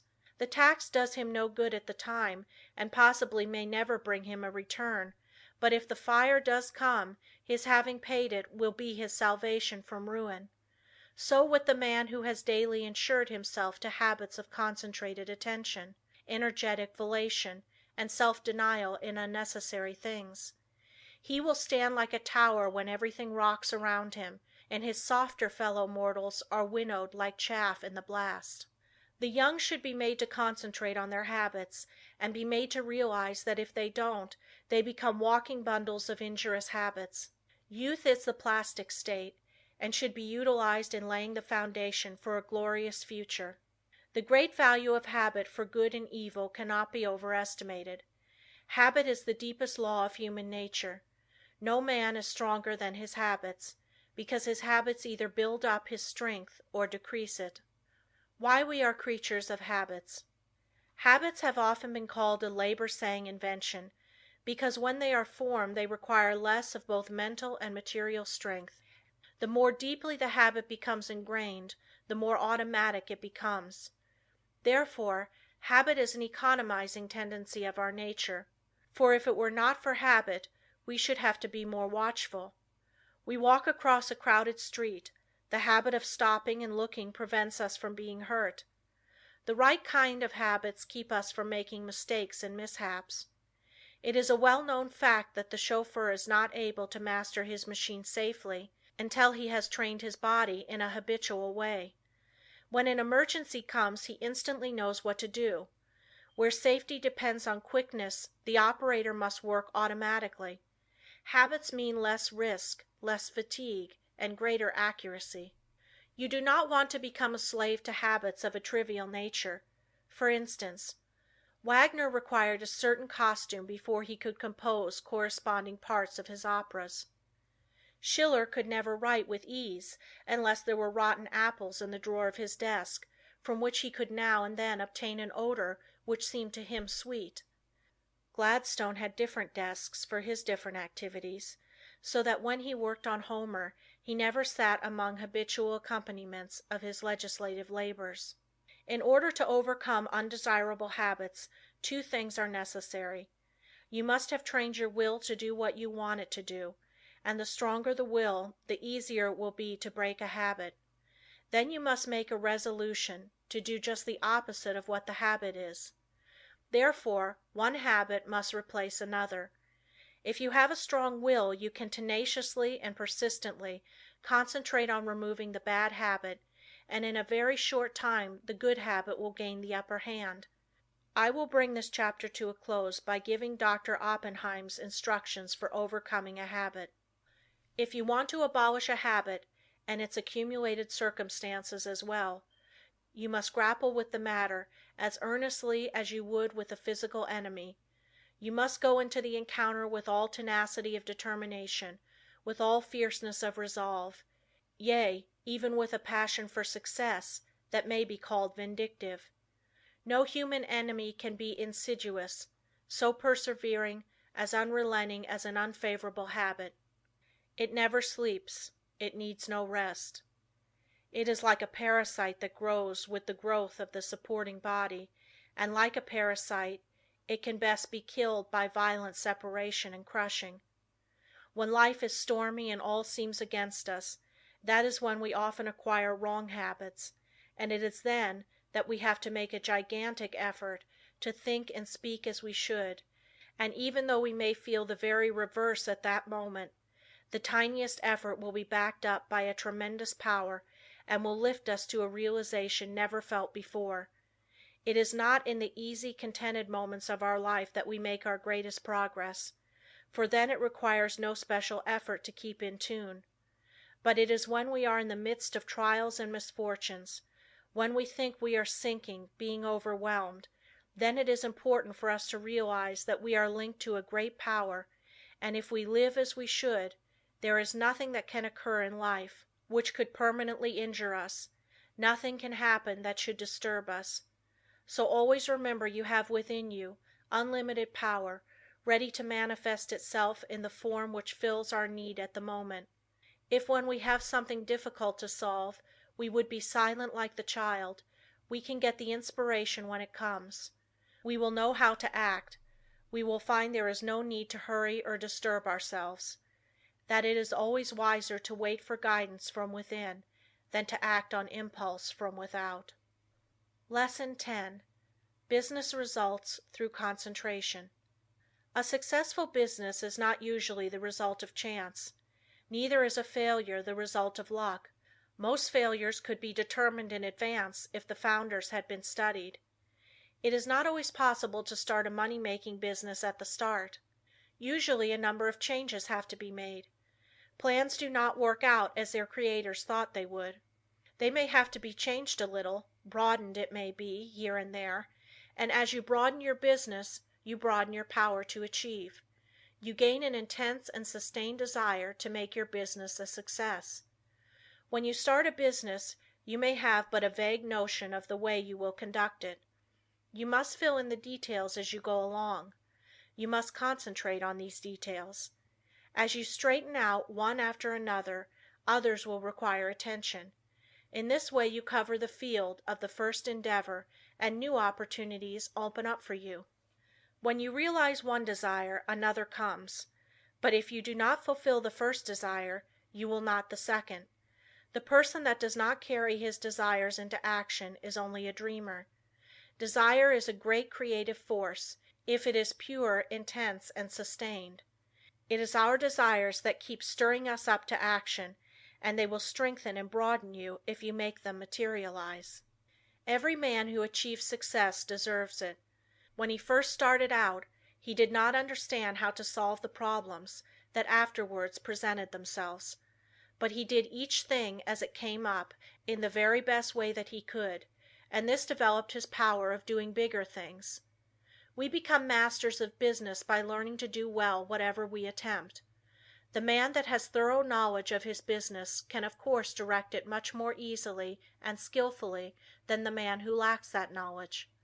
The skilled business director can sit in his private office and still know accurately what is actually being done.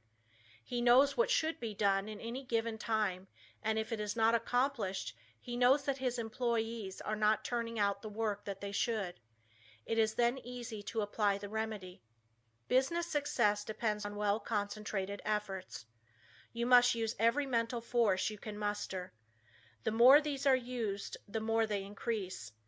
Therefore, the more you accomplish today, the more force you will have at your disposal with which to solve your problems tomorrow. If you are working for someone else today and wish to start in a business for yourself, think over carefully what you would like to do. Then when you have resolved what you want to do, you will be drawn towards it. There is a law that opens the way to the fulfillment of your desires. Of course, back of your desires you must put forward the necessary effort to carry out your purpose. You must use your power to put your desires into force. Once they are created and you keep up your determination to have them fulfilled, you both consciously and unconsciously work toward their materialization. Set your heart on your purpose, concentrate your thought upon it, direct your efforts with all your intelligence, and in due time you will realize your ambition. Feel yourself a success, believe you are a success, and thus put yourself in the attitude that demands recognition, and the thought current draws to you what you need to make you a success. Don't be afraid of big undertakings. Go at them with grit, and pursue methods that you think will accomplish your purpose. You may not at first meet with entire success, but aim so high that if you fall a little short, you will still have accomplished much. What others have done, you can do. You may even do what others have been unable to do. Always keep a strong desire to succeed in your mind. Be in love with your aim and work, and make them, as far as possible, square with the rule of the greatest good to the greatest number, and your life cannot be a failure. The successful business attitude must be cultivated to make the most out of your life, the attitude of expecting great things from both yourself and others. It alone will often cause men to make good, to measure up to the best that is in them. It is not the spasmodic spurts that count on a long journey, but the steady efforts. Spurts fatigue and make it hard for you to continue. Rely on your own opinion. It should be as good as anyone else's. When once you reach a conclusion, abide by it. Let there be no doubt or wavering in your judgment. If you are uncertain about every decision you make, you will be subject to harassing doubts and fears which will render your judgment of little value. The man that decides according to what he thinks right and who learns from every mistake acquires a well-balanced mind that gets the best results. He gains the confidence of others. He is known as the man that knows what he wants, and not as the one that is as changeable as the weather. The man of today wants to do business with the man that he can depend upon. Uncertainties in the business world are meeting with more disfavor. Reliable firms want to do business with men of known qualities, with men of firmness, judgment and reliability. So if you wish to start in business for yourself, your greatest asset, with the single exception of a sound physique, is that of a good reputation. A successful business is not hard to build if we can concentrate all our mental forces upon it. It is the man that is unsettled because he does not know what he wants that goes to the wall. We hear persons say that business is trying on the nerves, but it is the unsettling elements of fret and worry and suspense that are nerve exhausting, and not the business. Executing one's plans may cause fatigue, enjoyment comes with rest. If there has not been any unnatural strain, the recuperative powers replace what energy has been lost. By attending to each day's work properly, you develop the capacity to do a greater work tomorrow. It is this gradual development that makes possible the carrying out of big plans. The man that figures out doing something each hour of the day gets somewhere. At the end of each day you should be a step nearer your aim. Keep the idea in mind that you mean to go forward, that each day must mark an advance, and forward you will go. You do not even have to know the exact direction, so long as you are determined to find the way, but you must not turn back once you have started.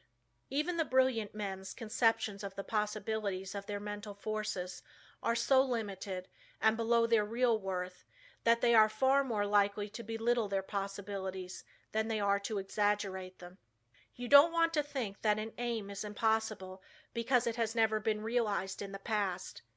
Every day someone is doing something that was never done before. We are pushing ahead faster. Formerly it took decades to build up a big business, but today it is only but a matter of years, sometimes of months. Plan each day's activities carefully and you can reach any height you aim at. If each thing you do is done with concise and concentrated thought, you will be able to turn out an excellent quality and a large quantity of work. Plan to do so much work during the day, and you will be astonished to see how much more you will do than on other days when you had not decided on any certain amount. I have demonstrated that the average business working force could do the same amount of work in 6 hours that they now do in 8, without using up any more energy. Never start to accomplish anything in an indecisive, indefinite, uncertain way. Tackle everything with a positiveness and an earnestness that will concentrate your mind and attract the very best associated thoughts. You will in a short time find that you will have extra time for planning bigger things. The natural leader always draws to himself, by the law of mental attraction, ideas in his chosen subject that have never been conceived by others. This is of the greatest importance and help.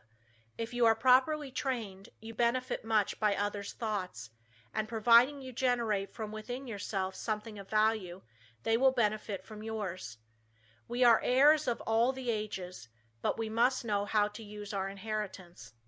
The confident, pushing, hopeful, determined man influences all with whom he associates, and inspires the same qualities in them. You feel that his is a safe example to follow, and he rouses the same force within you that is pushing him onward and upward. One seldom makes a success of anything that he goes at in a listless, spiritless way. To build up a business you must see it expanding in your mind before it actually takes tangible shape. Every great task that has ever been accomplished has first been merely a vision in the mind of its creator. Detail after detail has had to be worked out in his mind from his first faint idea of the enterprise.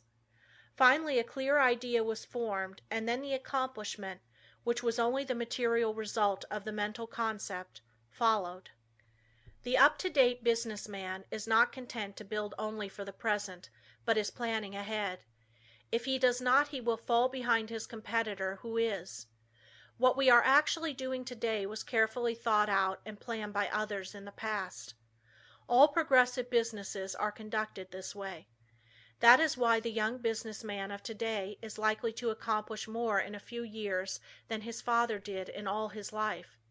There is no reason why your work or business should fag you out. When it does, there is something wrong. You are attracting forces and influence that you should not, because you are not in harmony with what you are doing. There is nothing so tiring as to try to do the work for which we are unfitted, both by temperament and training. Each one should be engaged in a business that he loves. He should be furthering movements with which he is in sympathy.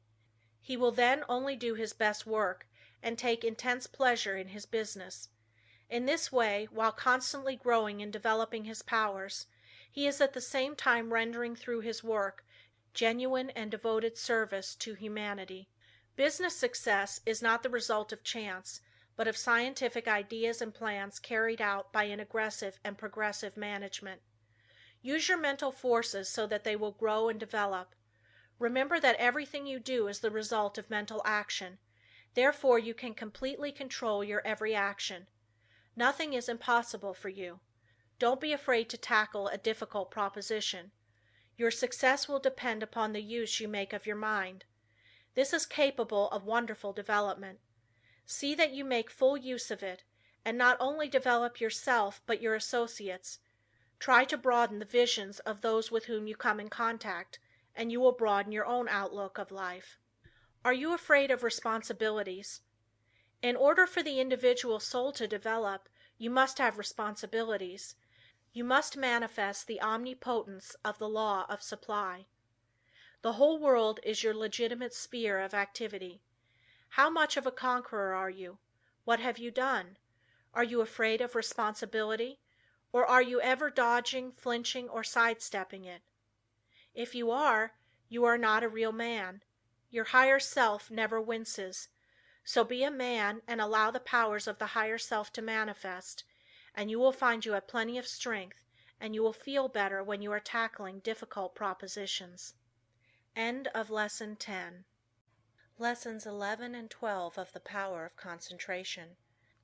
Lesson 11. Concentrate on courage.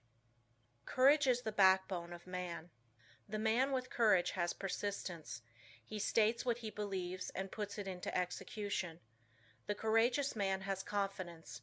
He draws to himself all the moral qualities and mental forces which go to make up a strong man, whereas the man without courage draws to himself all the qualities of a weak man, vacillation, doubt, hesitancy, and unsteadiness of purpose. You can therefore see the value of concentration on courage. It is a most vital element of success. The lack of courage creates financial as well as mental and moral difficulties. When a new problem comes, instead of looking upon it as something to be achieved, the man or woman without courage looks for reasons why it cannot be done, and failure is naturally the almost inevitable result. This is a subject well worthy of your study. Look upon everything within your power as a possibility instead of as merely a probability, and you will accomplish a great deal more, because by considering a thing as impossible, you immediately draw to yourself all the elements that contribute to failure. Lack of courage destroys your confidence in yourself. It destroys that forceful, resolute attitude so important to success. The man without courage unconsciously draws to himself all that is contemptible, weakening, demoralizing, and destructive. He then blames his luck when he does not secure the things he weakly desires. We must first have the courage to strongly desire something.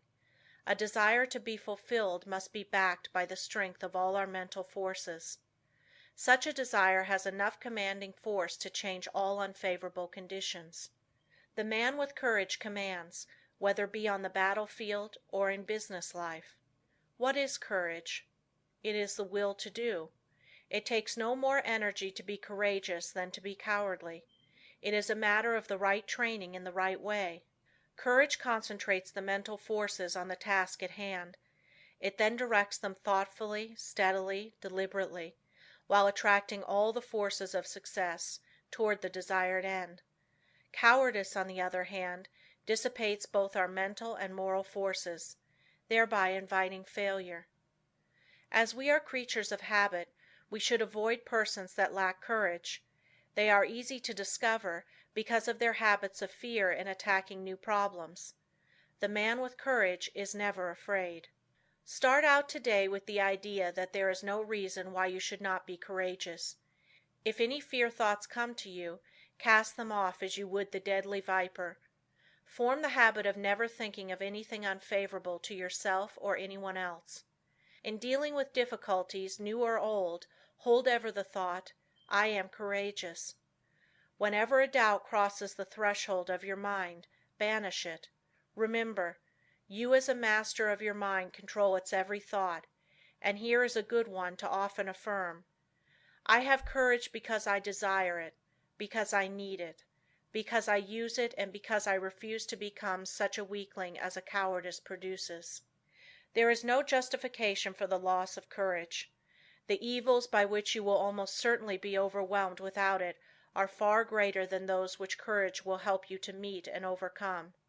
Right then must be the moralist who says that the only thing to fear is fear. Never let another's opinion affect you. He cannot tell you what you are able to do. He does not know what you can do with your forces. The truth is, you do not know yourself until you have put yourself to the test. Therefore, how can someone else know? Almost all wonderful achievements have been accomplished after it has been thoroughly demonstrated that they were impossibilities. Once we understand the law, all things are possible. If they were impossibilities, we could not conceive them. Just the moment you allow someone to influence you against what you think is right, you lose that confidence in yourself that inspires courage, and carries with it all the forces which courage creates. Just the moment you begin to swerve in your plan, you begin to carry out another's thought and not your own. You become the directed and not the director. You forsake the courage and resolution of your own mind, and you therefore lack the very forces that you need to sustain and carry out your work. Instead of being self-reliant, you become timid, and this invites failure. When you permit yourself to be influenced from your plan by another, you are unable to judge as you should, because you have allowed another's influence to deprive you of your courage and determination, without absorbing any of his in return, so you are in much the same predicament as you would be in if you turned over all your worldly possessions to another without getting value received. Concentrate on just the opposite of fear, want, poverty, sickness, etc. Never doubt your own ability. You have plenty, if you will just use it. A great many men are failures because they doubt their own capacity. Instead of building up strong mental forces which would be of the greatest use to them, their fear thoughts tear them down. Fear paralyzes energy. It keeps us from attracting the forces that go to make up success. Fear is the worst enemy we have. There are few people that really know that they can accomplish much. They desire the full extent of their powers, but alas, it is only occasionally that you find a man that is aware of the great possibilities within him. When you believe with all your mind and heart and soul that you can do something, you thereby develop the courage to steadily and confidently live up to that belief. You have now gone a long way towards accomplishing it. The chances are that there will be obstacles, big and little, in your way, but resolute courage will overcome them and nothing else will. Strong courage eliminates the injurious and opposing forces by summoning their masters, the yet stronger forces that will serve you. Courage is yours for the asking. All you have to do is to believe in it, claim it, and use it. To succeed in business, believe that it will be successful, assert that it is successful, and work like a beaver to make it so. Difficulties soon melt away before the courageous. One man of courage can fire with his spirit a whole army of men, whether it be military or industrial, because courage, like cowardice, is contagious. The man of courage overcomes the trials and temptations of life. He commands success. He renders sound judgment. He develops personal influence and a forceful character, and often becomes the mentor of the community which he serves. How to overcome depression and melancholia. Both of the former are harmful and make you unhappy. These are states that can be quickly overcome through concentrating more closely on the higher self, for when you do you cut off the connection with the harmful force currents. You can also drive away moods by simply choosing and fully concentrating on an agreeable subject. Through willpower and thought control we can accomplish anything we want to do. There is wonderful inherent power within us all, and there is never any sufficient cause for fear except ignorance. Every evil is but the product of ignorance, and every one that possesses the power to think has the power to overcome ignorance and evil. The pain that we suffer from doing evil are but the lessons of experience, and the object of the pain is to make us realize our ignorance. When we become depressed it is evidence that our thought faculties are combining improperly, and thereby attracting the wrong force currents. All that is necessary to do is to exercise the will and concentrate upon happy subjects. I will only think of subjects worthy of my higher self and its powers. Lesson 12. Concentrate on wealth. It was never intended that man should be poor. When wealth is obtained under the proper conditions it broadens the life. Everything has its value. Everything has a good use and a bad use. The forces of mind, like wealth, can be directed either for good or evil. A little rest will recreate forces. Too much rest degenerates into laziness and brainless dreamy longings. If you acquire wealth unjustly from others you are misusing your forces, but if your wealth comes through the right sources you will be blessed. Through wealth we can do things to uplift ourselves and humanity. Wealth is many persons' goal. It therefore stimulates their endeavor. They long for it in order to dress and live in such a way as to attract friends. Without friends they would not be so particular of their surroundings. The fact is the more attractive we make ourselves and our surroundings, the more inspiring are their influences. It is not conducive to proper thought to be surrounded by conditions that are uncongenial and unpleasant. So the first step toward acquiring wealth is to surround yourself with helpful influences. To claim for yourself an environment of culture, place yourself in it and be molded by its influences. Most great men of all ages have been comparatively rich. They have made or inherited money. Without money they could not have accomplished what they did. The man engaged in physical drudgery is not likely to have the same high ideals as the man that can command comparative leisure. Wealth is usually the fruit of achievement. It is not, however, altogether the result of being industrious. Thousands of persons work hard who never grow wealthy. Others with much less effort acquire wealth. Seeing possibilities is another step toward acquiring wealth. A man may be as industrious as he can possibly be, but if he does not use his mental forces, he will be a laborer, to be directed by the man that uses to good advantage his mental forces. No one can become wealthy in an ordinary lifetime, by mere savings from earnings. Many scrimp and economize all their lives, but by so doing waste all their vitality and energy. For example, I know a man that used to walk to work. It took him an hour to go and an hour to return. He could have taken a car and gone in 20 minutes. He saved 10 cents a day but wasted an hour and a half. It was not a very profitable investment unless the time spent in physical exercise yielded him large returns in the way of health. The same amount of time spent in concentrated effort to overcome his unfavorable business environment might have firmly planted his feet in the path of prosperity. One of the big mistakes made by many persons of the present generation is that they associate with those who fail to call out or develop the best that is in them.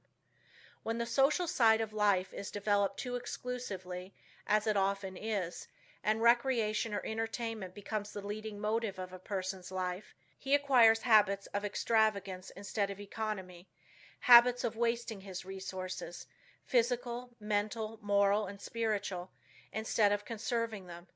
He is, in consequence, lacking in proper motivation. His God-given powers and forces are undeveloped, and he inevitably brings poor judgment to bear upon all the higher relationships of life.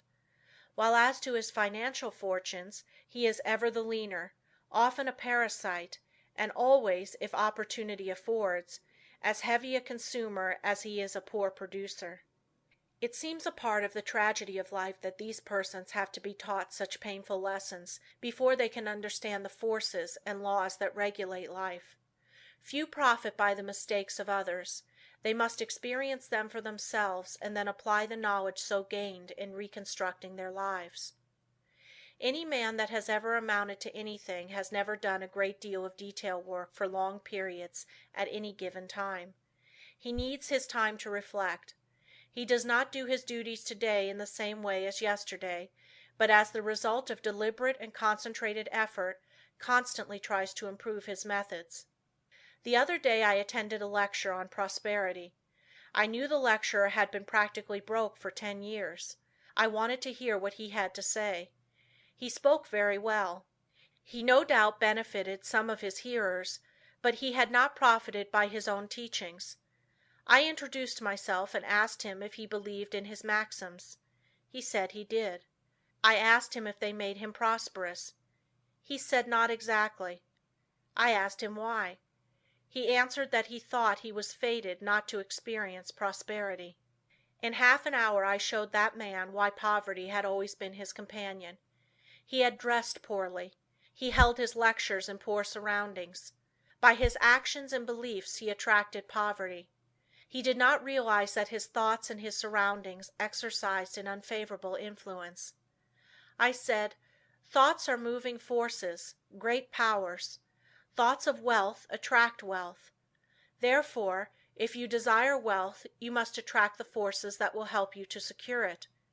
Your thoughts attract a similar kind of thoughts. If you hold thoughts of poverty, you attract poverty. If you make up your mind you are going to be wealthy, you will instill this thought into all your mental forces, and you will at the same time use every external condition to help you.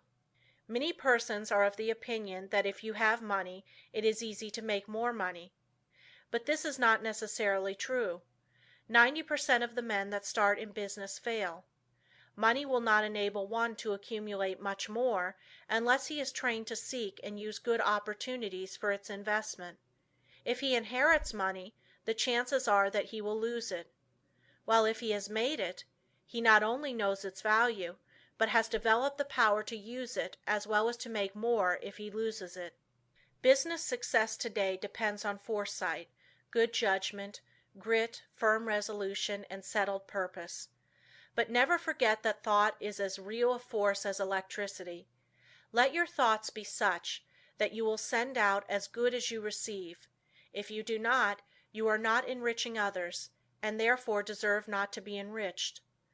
The man that tries to get all he can from others for nothing becomes so selfish and mean that he does not even enjoy his own acquisitions. We see examples of this every day. What we take from others will in turn be taken from us. All obligations have to be met fairly and squarely. We cannot reach perfection until we discharge every obligation of our lives. We all realize this, so why not willingly give a fair exchange for all that we receive? Again I repeat that the first as well as the last step in acquiring wealth is to surround yourself with good influences, good thought, good health, good home and business environment, and successful business associates. Cultivate, by every legitimate means, the acquaintance of men of big caliber. Bring your thought vibrations in regard to business into harmony with theirs. This will make your society not only agreeable, but sought after, and when you have formed intimate friendships with clean, reputable men of wealth, entrust to them for your investment your surplus earnings, however small, until you have developed the initiative and business acumen to successfully manage your own investments. By this time you will, through such associations, have found your place in life, which if you have rightly concentrated upon and used your opportunities, will not be among men of small parts. With a competence secured, you will take pleasure in using a part of it in making the road you traveled in reaching your position easier for those who follow you. There is somewhere in every brain the energy that will get you out of that rut and put you far up on the mountain of success if you can only use the energy. You know that gasoline in the engine of an automobile doesn't move the car until the spark comes to explode the gasoline. So it is with the mind of man. We are not speaking now of men of great genius, but of average, able citizens. Each one of them has in his brain the capacity to climb over the word impossible and get into the successful country beyond. And hope, self-confidence and the determination to do something supply the spark that makes the energy work. End of Lesson 12. Lessons 13 and 14 of the Power of Concentration. Lesson 13. You can concentrate, but will you? All have the ability to concentrate, but will you? You can, but whether you will or not depends on you. It is one thing to be able to do something, and another thing to do it. There is far more ability not used than is used. Why do not more men of ability make something of themselves?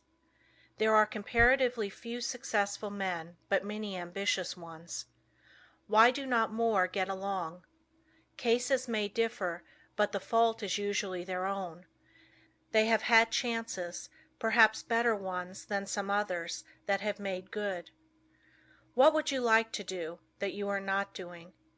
If you think you should be getting on better, why don't you?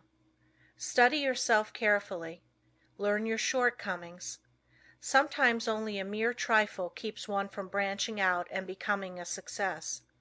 Discover why you have not been making good, the cause of your failure. Have you been expecting someone to lead you, or to make a way for you? If you have, concentrate on a new line of thought. There are two things absolutely necessary for success: energy and the will to succeed.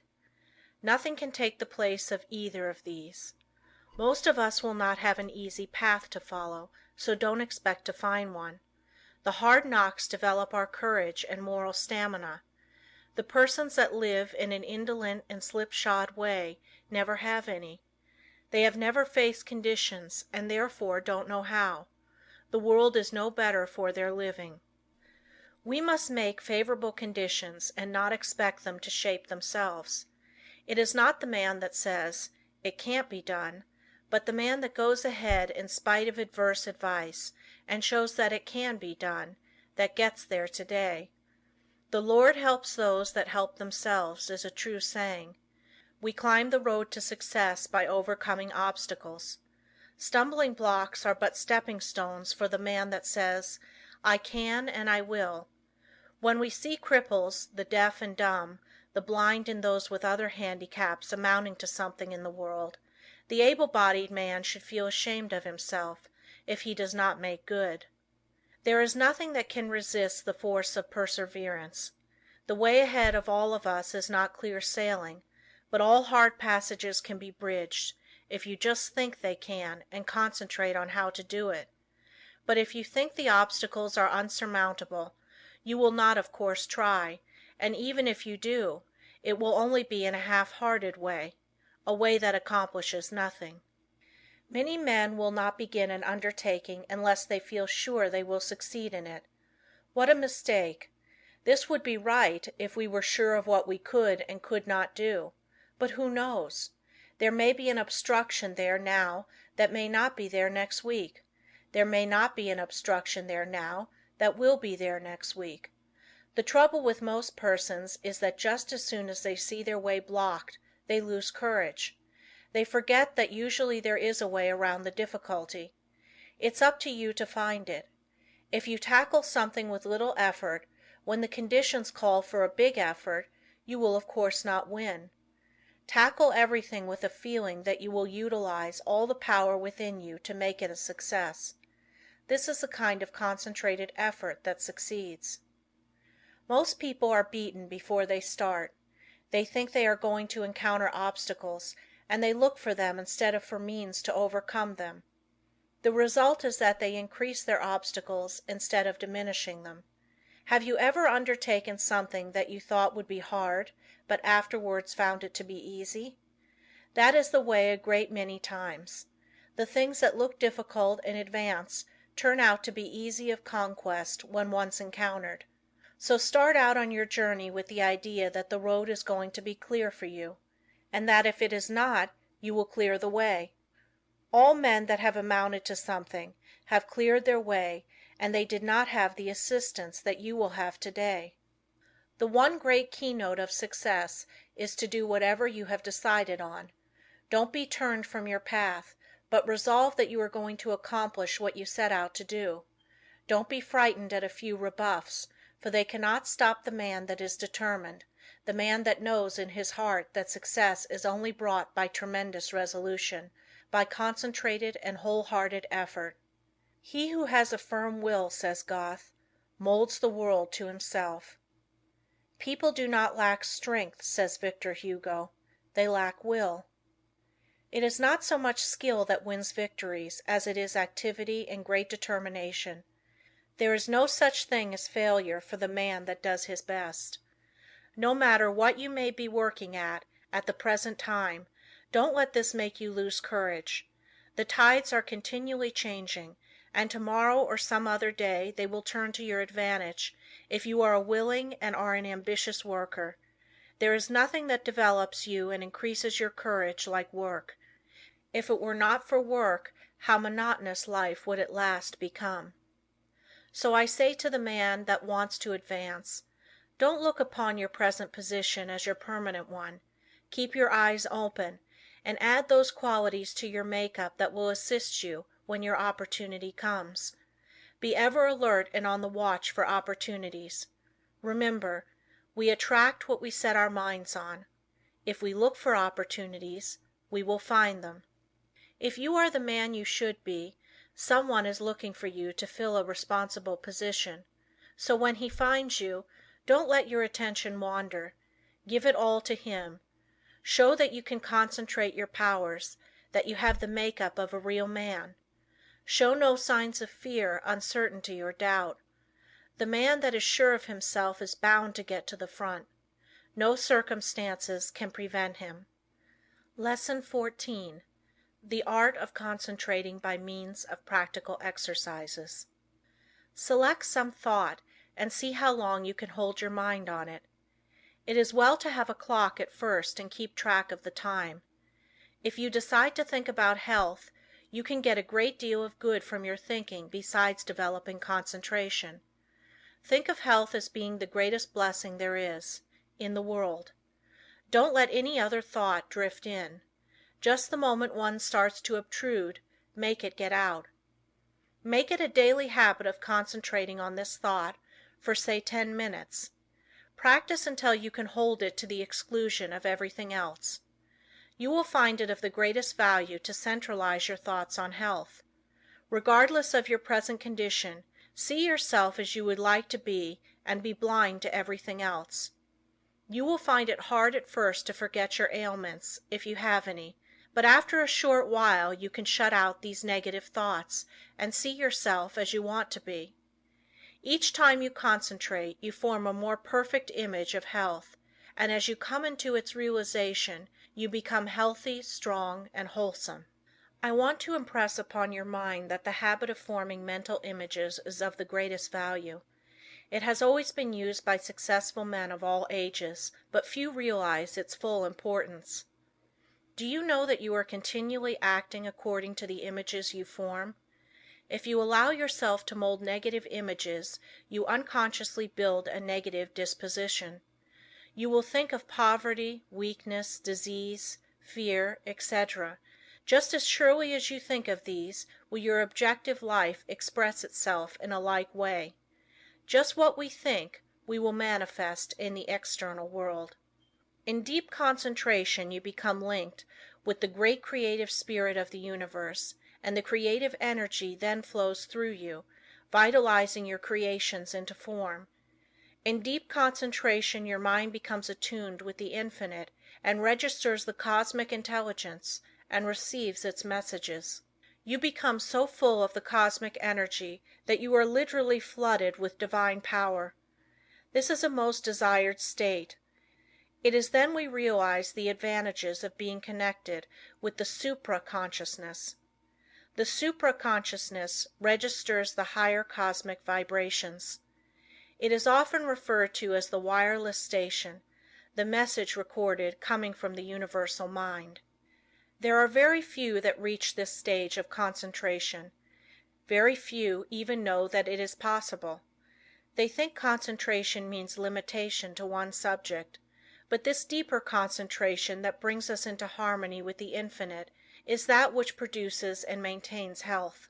When you have once come in contact with your supra-consciousness, you become the controller of your human thoughts. That which comes to you is higher than human thoughts. It is often spoken of as cosmic consciousness. Once it is experienced, it is never forgotten. Naturally, it requires a good deal of training to reach this state, but when you do, it becomes easier each time to do, and in the course of time you can become possessed of power which was unknown to you before. You are able to direct the expression of almost infinite power while in this deeper state of concentration. Exercises in concentration. The rays of the sun, when focused upon an object by means of a sun glass, produce a heat many times greater than the scattered rays of the same source of light and heat. This is true of attention. Scatter it and you get but ordinary results. But center it upon one thing and you secure much better results. When you focus your attention upon an object, your every action, voluntary and involuntary, is in the direction of attaining that object. If you will focus your energies upon a thing to the exclusion of everything else, you generate the force that can bring you what you want. When you focus your thought, you increase its strength. The exercises that follow are tedious and monotonous, but useful. If you will persist in them you will find they are very valuable, as they increase your powers of concentration. Before proceeding with the exercises, I will answer a question that just comes to me. This person says after he works all day he is too tired to practice any exercise. But this is not true. We will say he comes home all tired out, eats his supper and sits down to rest. If his work has been mental, the thought which has been occupying his mind returns to him, and this prevents him from securing the rest he needs. It is an admitted fact that certain thoughts call into operation a certain set of brain cells. The other cells, of course, are not busy at that time and are rested. Now, if you take up something that is just different from what you have been doing during the day, you will use the cells that have not done anything and give those that have had work to do a rest. So you should regulate the evenings that you have and call forth an entirely different line of thought so as not to use the cells which you have tired out during the day. If you will center your attention on a new thought, you relieve the old cells from vibrating with excitement and they get their needed rest. The other cells that have been idle all day want to work, and you will find you can enjoy your evenings while securing needed rest. Once you have learned to master your thoughts, you will be able to change them just as easily as you change your clothes. Remember, the real requisite of centering is to be able to shut out outside thoughts, anything foreign to the subject. Now, in order to control your intention, first gain control over the body. This must be brought under direct control of the mind under the control of the will. Your will is strong enough to do anything you wish, but you must realize that it is. The mind can be greatly strengthened by being brought under the direct influence of the will. When the mind is properly strengthened by the impulse of the will, it becomes a powerful transmitter of thought, because it has more force. The best time to concentrate is after reading something that is inspiring, as you are then mentally and spiritually exalted in the desired realm. Then is the time you are ready for deep concentration. If you are in your room first, see that your windows are up and the air is good. Lie down flat on your bed without a pillow. See that every muscle is relaxed. Now breathe slowly, filling the lungs comfortably full of fresh air. Hold this as long as you can without straining yourself. Then exhale slowly. Exhale in an easy, rhythmic way. Breathe this way for 5 minutes, letting the divine breath flow through you, which will cleanse and rejuvenate every cell of brain and body. You are then ready to proceed. Now think how quiet and relaxed you are. You can become enthusiastic over your condition. Just think of yourself as getting ready to receive knowledge that is far greater than you have ever received before. Now relax and let the Spirit work in and through you and assist you to accomplish what you wish. Don't let any doubts or fears enter. Just feel that what you wish is going to manifest. Just feel it already has. In reality, it has. For just the minute you wish a thing to be done, it manifests in the thought world. Whenever you concentrate, just believe it is a success. Keep up this feeling and allow nothing to interfere, and soon you will find you have become the master of concentration. You will find that this practice will be of wonderful value to you, and that rapidly you will be learning to accomplish anything that you undertake. It will be necessary to first train the body to obey the commands of the mind. I want you to gain control over your muscular movements. The following exercise is especially good in assisting you to acquire perfect control of the muscles. Exercise 1. Sit in a comfortable chair and see how still you can keep. This is not as easy as it seems. You will have to center your attention on sitting still. Watch and see that you are not making any involuntary muscular movements. By a little practice you will find you are able to sit still without a movement of the muscles for 15 minutes. At first I advise sitting in a relaxed position for 5 minutes. After you are able to keep perfectly still, increase the time to 10 minutes and then to 15. This is as long as it is necessary. But never strain yourself to keep still. You must be relaxed completely. You will find this habit of relaxing is very good. Exercise 2. Sit in a chair with your head up and your chin out, shoulders back. Raise your right arm until it is on the level with your shoulder, pointing to your right. Look around with head only, and fix your gaze on your fingers, and keep the arm perfectly still for 1 minute. Do the same exercise with left arm. When you are able to keep the arm perfectly steady, increase the time until you are able to do this 5 minutes with each arm. Turn the palm of the hand downward when it is outstretched, as this is the easiest position. If you will keep your eyes fixed on the tips of your fingers, you will be able to tell if you are keeping your arm perfectly still. Exercise 3. Fill a small glass of water and grasp it by the fingers. Put the arm directly in front of you. Now fix the eyes upon the glass and try to keep the arm so steady that no movement will be noticeable. Do this first for 1 moment and then increase it to 5. Do the exercise with first one arm and then the other. Exercise 4. Watch yourself during the day and see that your muscles do not become tense or strained. See how easy and relaxed you can keep yourself. See how poised you can be at all times. Cultivate a self-poised manner instead of a nervous, strained appearance. This mental feeling will improve your carriage and demeanor. Stop all useless gestures and movements of the body. These mean that you have not proper control over your body. After you have acquired this control, notice how ill at ease people are that they have not gained this control. I have just been sizing up a salesman that has just left me.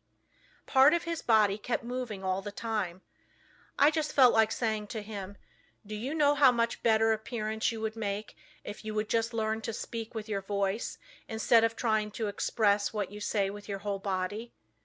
Just watch those that interview you and see how they lack poise. Get rid of any habit you have of twitching or jerking any part of your body. You will find you make many involuntary movements. You can quickly stop any of these by merely centering your attention on the thought, "I will not." If you are in the habit of letting noises upset you, just exercise control. When the door slams, or something falls, etc., just think of these as exercises in self-control. You will find many exercises like this in your daily routine.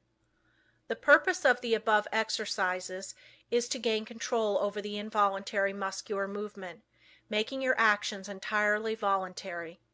The following exercises are arranged to bring your voluntary muscles under the control of the will, so that your mental forces may control your muscular movements. Exercise 5. Move your chair up to a table, placing your hands upon it, clenching the fists, keeping the back of the hand on the table and the thumb doubled over the fingers. Now fix your gaze upon the fist for a while, then gradually extend the thumb, keeping your whole attention fixed upon the act, just as if it was a matter of great importance. Then gradually extend your first finger, then your second, and so on until you open the rest. Then reverse the process, closing first, the last one opened, and then the rest, and finally you will have the fist again in the original position with the thumb closed over the finger. Do this exercise with the left hand. Keep up this exercise first with one hand and then the other until you have done it 5 times with each hand. In a few days you can increase it to 10 times. The chances are that the above exercises will at first make you tired, but it is important for you to practice these monotonous exercises so you can train your attention. It also gives you control over your muscular movement. The attention, of course, must be kept closely on each movement of the hand. If it is not, you will of course lose the value of the exercise. Exercise 6. Put the right hand on knee, both fingers and thumb closed, except the first finger, which points out in front of you. Then move the finger slowly from side to side, keeping the attention fixed upon the end of the finger. You can make up a variety of exercises like these. It is good training to plan out different ones. The main point you should keep in mind is that the exercise should be simple and that the attention should be firmly fixed upon the moving part of the body. You will find your attention will not want to be controlled and will try to drift to something more interesting. This is just where these exercises are of value, and you must control your attention and see it is held in the right place and does not wander away. You may think these exercises very simple and of no value, but I promise you in a short time you will notice that you have a much better control over your muscular movements, carriage and demeanor, and that you will find that you have greatly improved your power of attention and can center your thoughts on what you do, which of course will be very valuable. No matter what you may be doing, imagine that it is your chief object in life. Imagine that you are not interested in anything else in the world but what you are doing. Do not let your attention get away from the work you are at. Your attention will no doubt be rebellious, but control it and do not let it control you. When once you conquer the rebellious attention, you have achieved a greater victory than you can realize at the time. Many times afterwards you will be thankful you have learned to concentrate your closest attention upon the object at hand. Let no day go by without practicing concentrating on some familiar object that is uninteresting. Never choose an interesting object, as it requires less attention. The less interesting it is, the better the exercise will it be. After a little practice you will find you can center your attention on uninteresting subjects at will. The person that can concentrate can gain full control over his body and mind and be the master of his inclinations, not their slave. When you can control yourself, you can control others. You can develop a will that will make you a giant compared with the man that lacks willpower. Try out your willpower in different ways until you have it under such control that as soon as you decide to do a thing, you go ahead and do it. Never be satisfied with the "I did fairly well" spirit, but put forward your best efforts. Be satisfied with nothing else. When you have gained this, you are the man you were intended to be. Exercise 7. Concentration increases the sense of smell. When you take a walk, or drive in the country, or pass a flower garden, concentrate on the odor of flowers and plants. See how many different kinds you can detect. Then choose one particular kind and try to sense only this. You will find that this strongly intensifies the sense of smell. The differentiation requires, however, a particularly attentive attitude. When sense of smell is being developed, You should not only shut out from the mind every thought but that of odor, but you should also shut out cognizance of every odor save that upon which your mind, for the time, is concentrated. You can find plenty of opportunity for exercises for developing the sense of smell. When you are out in the air, be on the alert for the different odors. You will find the air laden with all kinds, but let your concentration upon the one selected be such that a scent of its fragrance, in after years, will vividly recall the circumstances of this exercise. The object of these exercises is to develop concentrated attention, and you will find that you can, through their practice, control your mind and direct your thoughts, just the same as you can your arm. Exercise 8. Concentration on the within. Lie down and thoroughly relax your muscles. Concentrate on the beating of your heart. Do not pay any attention to anything else. Think how this great organ is pumping the blood to every part of the body. Try to actually picture the blood leaving the great reservoir and going in one stream right down to the toes. Picture another going down the arms to the tips of the fingers. After a little practice you can actually feel the blood passing through your system. If at any time you feel weak in any part of your body, will that an extra supply of blood shall go there. For instance, if your eyes feel tired, picture the blood coming from the heart, passing up through the head and out to the eyes. You can wonderfully increase your strength by this exercise. Men have been able to gain such control over their heart that they have actually stopped it from beating for 5 minutes. This, however, is not without danger, and it is not to be practiced by the novice. I have found the following a very helpful exercise to take just before going to bed and on rising in the morning. Say to yourself, "Every cell in my body thrills with life. Every part of my body is strong and healthy." I have known a number of people to greatly improve their health in this way. You become what you picture yourself to be. If your mind thinks of sickness in connection with self, you will be sick. If you imagine yourself in strong, vigorous health, the image will be realized. You will be healthy. Exercise 9. Concentrating on sleep. What is known as the water method is, although very simple, very effective in inducing sleep. Put a full glass of clear water on a table in your sleeping room. Sit in a chair beside the table and gaze into the glass of water and think how calm it is. Then picture yourself getting into just as calm a state. In a short time you will find the nerves becoming quiet and you will be able to go to sleep. Sometimes it is good to picture yourself becoming drowsy to induce sleep, and again, the most persistent insomnia has been overcome by one thinking of himself as some innate object, for instance, a hollow log in the depths of the cool, quiet forest. Those who are troubled with insomnia will find these sleep exercises that quiet the nerves very effective. Just keep the idea in your mind that there is no difficulty in going to sleep. Banish all fears of insomnia. Practice these exercises and you will sleep. By this time you should have awakened to the possibilities of concentration and have become aware of the important part it plays in your life. Exercise 10. Concentration will save energy and appearance. Watch yourself and see if you are not in the habit of moving your hands, thumping something with your fingers, or twirling your mustache. Some have the habit of keeping their feet going, as for instance, tapping them on the floor. Practice standing before a mirror and see if you are in the habit of frowning or causing wrinkles to appear in the forehead. Watch others and see how they needlessly twist their faces in talking. Any movement of the face that causes the skin to wrinkle will eventually cause a permanent wrinkle. As the face is like a piece of silk, you can make a fold in it a number of times, and it will straighten out of itself, but if you continue to make a fold in it, it will in time be impossible to remove it. By concentration, you can stop the worry habit. If you are in the habit of worrying over the merest trifles, just concentrate on this a few minutes and see how needless it is.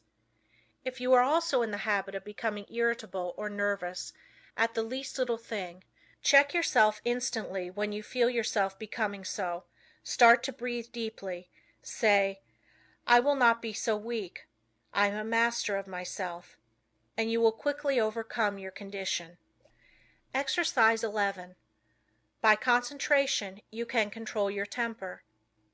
If you are one of those that flare up at the slightest provocation and never try to control yourself, just think this over a minute. Does it do you any good? Do you gain anything by it? Doesn't it put you out of poise for some time? Don't you know that this grows on you and will eventually make you despised by all that have any dealings with you? Everyone makes mistakes, and instead of becoming angry at their perpetrators, just say to them, "Be more careful next time." This thought will be impressed on them, and they will be more careful. But if you continually complain about their making a mistake, the thought of a mistake is impressed on them, and they will be more likely to make mistakes in the future. All lack of self-control can be conquered, if you will but learn to concentrate. Many of you that read this may think you are not guilty of either of these faults, but if you will carefully watch yourself you will probably find that you are, and if this is so, you will be greatly helped by repeating this affirmation each morning. I am going to try today not to make a useless gesture, or to worry over trifles, or become nervous or irritable. I intend to be calm, and in no difference what may be the circumstances, I will control myself. Henceforth, I resolve to be free from all signs that show lack of self-control. At night quickly review your actions during the day and see how fully you realized your aim. At first you will, of course, have to plead guilty of violation a few times, but keep on, and you will soon find that you can live up to your ideal. After you have once gained self-control, however, don't relinquish it. For some time it will still be necessary to repeat the affirmation in the morning and square your conduct with it in the evening. Keep up the good work until at last the habit of self-control is so firmly fixed that you could not break it even though you tried. I have had many persons tell me that this affirmation and daily review made a wonderful difference in their lives. You too will notice a difference if you live up to these instructions. Exercise 12. Practice talking before a glass. Make 2 marks on your mirror on a level with your eyes, and think of them as 2 human eyes looking into yours. Your eyes will probably blink a little at first. Do not move your head, but stand erect. Concentrate all your thoughts on keeping your head perfectly still. Do not let another thought come into your mind. Then, still keeping the head, eyes and body still, think that you look like a reliable man or woman should, like a person that anyone would have confidence in. Do not let your appearance be such as to justify the remark, "I don't like his appearance. I don't believe he can be trusted." While standing before the mirror, practice deep breathing. See that there is plenty of fresh air in the room and that you are literally feasting on it. You will find that, as it permeates every cell, your timidity will disappear. It has been replaced by a sense of peace and power. The one that stands up like a man and has control over the muscles of his face and eyes always commands attention. In his conversation he can better impress those with whom he comes in contact. He acquires a feeling of calmness and strength that causes opposition to melt away before it. 3 minutes a day is long enough for the practice of this exercise. Look at the clock before you commence the exercise, and if you find you can prolong the exercise for more than 5 minutes, do so. The next day sit in a chair and without looking at the picture, concentrate on it and see if you cannot think of additional details concerning it. The chances are you will be able to think of many more. It might be well for you to write down all you thought of the first day, and then add to the list each new discovery. You will find that this is a very excellent exercise in concentration. Exercise 13. The control of sensations. Think how you would feel if you were cool, then think how you would feel if you were cold. Again, how would you feel if it were freezing? In this state you would be shivering all over. Now think of just the opposite conditions. Construct such a vivid image of heat that you are able to experience the sensation of heat even in the coldest atmosphere. It is possible to train your imagination until you do this, and it can then be turned to practical account in making undesirable conditions bearable. You can think of many very good exercises like this. For instance, if you feel yourself getting hungry or thirsty, and for any reason you do not wish to eat, do not think of how hungry or thirsty you are, but just visualize yourself as finishing a hearty meal. Again, when you experience pain, do not increase it by thinking about it, but do something to divert your attention, and the pain will seem to decrease. If you will start practicing along this line systematically, you will soon gain a wonderful control over the things that affect your physical comfort. Exercise 14. The Eastern Way of Concentrating. Sit in a chair with a high back in upright position.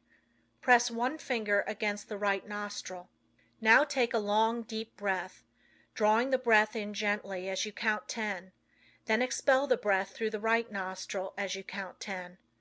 Repeat this exercise with the opposite nostril. This exercise should be done at least 20 times at each sitting. Exercise 15. Controlling Desires. Desire, which is one of the hardest forces to control, will furnish you with excellent exercises in concentration.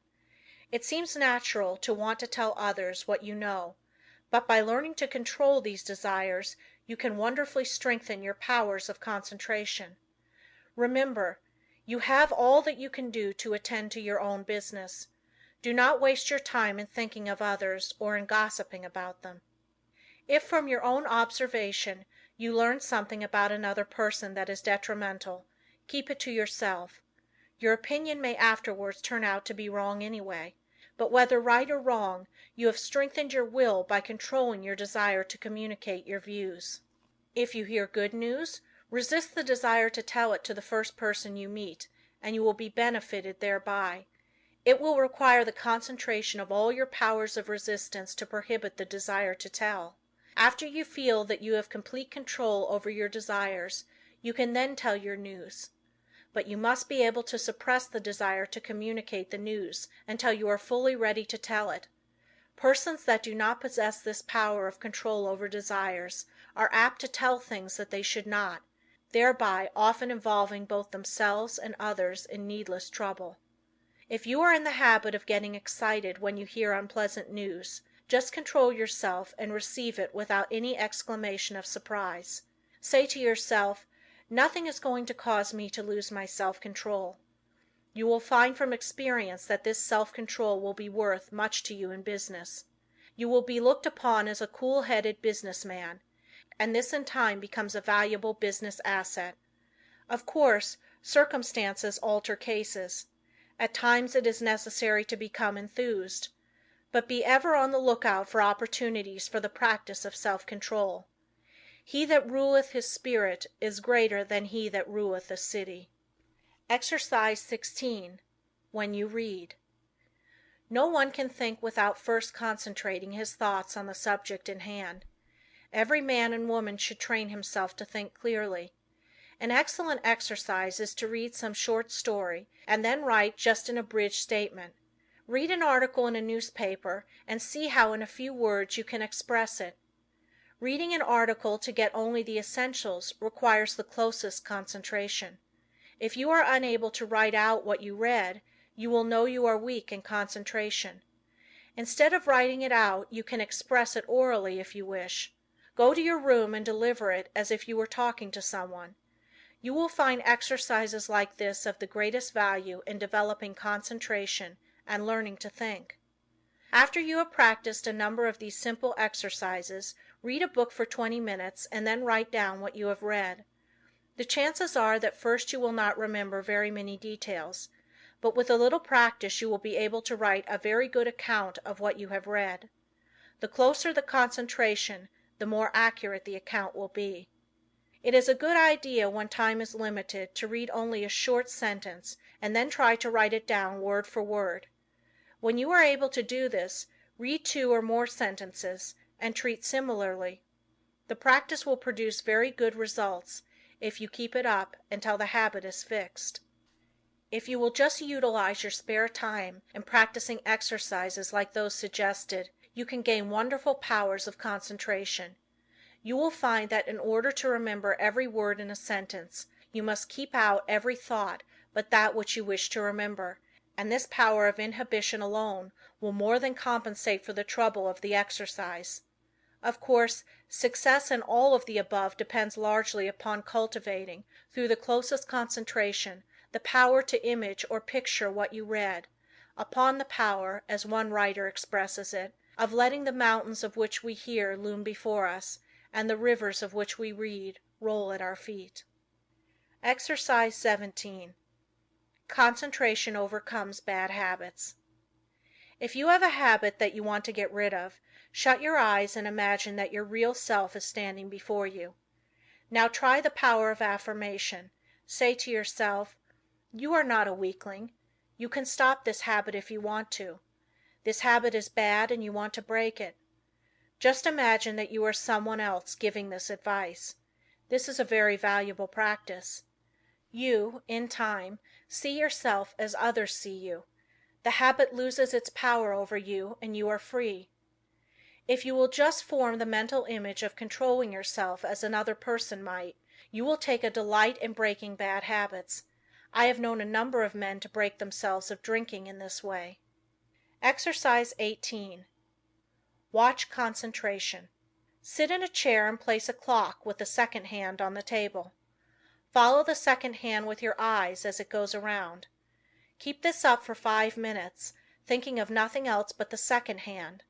This is a very good exercise when you only have a few minutes to spare, if you are able to keep every other thought in the stream of consciousness subordinate to it. As there is little that is particularly interesting about the second hand, it is hard to do this, but in the extra effort of willpower required to make it successful lies its value. Always try to keep as still as possible during these exercises. In this way you gain control over nerves, and this quieting effect is very good for them. Exercise 19. Faith concentration. A belief in the power to concentrate is of course very important. I purposely did not put this exercise in the beginning where it naturally belongs, because I wanted you to know that you could learn to concentrate. If you have practiced the above exercises, you have now developed this concentration power to a considerable extent, and therefore you have faith in the power of concentration, but you can still become a much stronger believer in it. We will say that you have some desire or wish you want fulfilled, or that you need some special advice. You first clearly picture what is wanted, and then you concentrate on getting it. Have absolute faith that your desires will be realized. Believe that it will, according to your belief, be fulfilled. Never, at this time, attempt to analyze the belief. You don't care anything about the whys and wherefores. You want to gain the thing you desire, and if you concentrate on it in the right way, you will get it. A caution. Never think you will not succeed, but picture what is wanted as already yours, and yours it surely will be. Self-distrust. Do you ever feel distrust in yourself? If you do, just ask yourself, which self do I mistrust? Then say, my higher self cannot be affected. Then think of the wonderful powers of the higher self. There is a way to overcome all difficulties, and it is a delight for the human soul to do so. Instead of wasting precious thought force by dreading or fearing a disagreeable interview or event, instead devote the time in concentrated thought and how to make the best of the interview or event, and you will find that it will not be as unpleasant as you thought it would be. Most of our troubles are but imaginary, and it is the mental habit of so dreading them that really acts as a magnet in attracting those that really do come. Your evil circumstances are created or attracted by your own negative fears and wrong thoughts, and are a means of teaching you to triumph over all evils by discovering that which is inherent within yourself. You will find it helpful in overcoming self-distrust to stop and think, why are you concentrating your forces? And by so doing, you become more closely attached to the higher self, which never distrusts. End of Lesson 14. Lessons 15 and 16 of the Power of Concentration. Lessons 15. A man forgets because he does not concentrate his mind on his purpose, especially at the moment he conceives it. We remember only that which makes a deep impression, hence we must first deepen our impressions by associating in our minds certain ideas that are related to them. We will say a wife gives her husband a letter to mail. He does not think about it, but automatically puts it in his pocket and forgets all about it.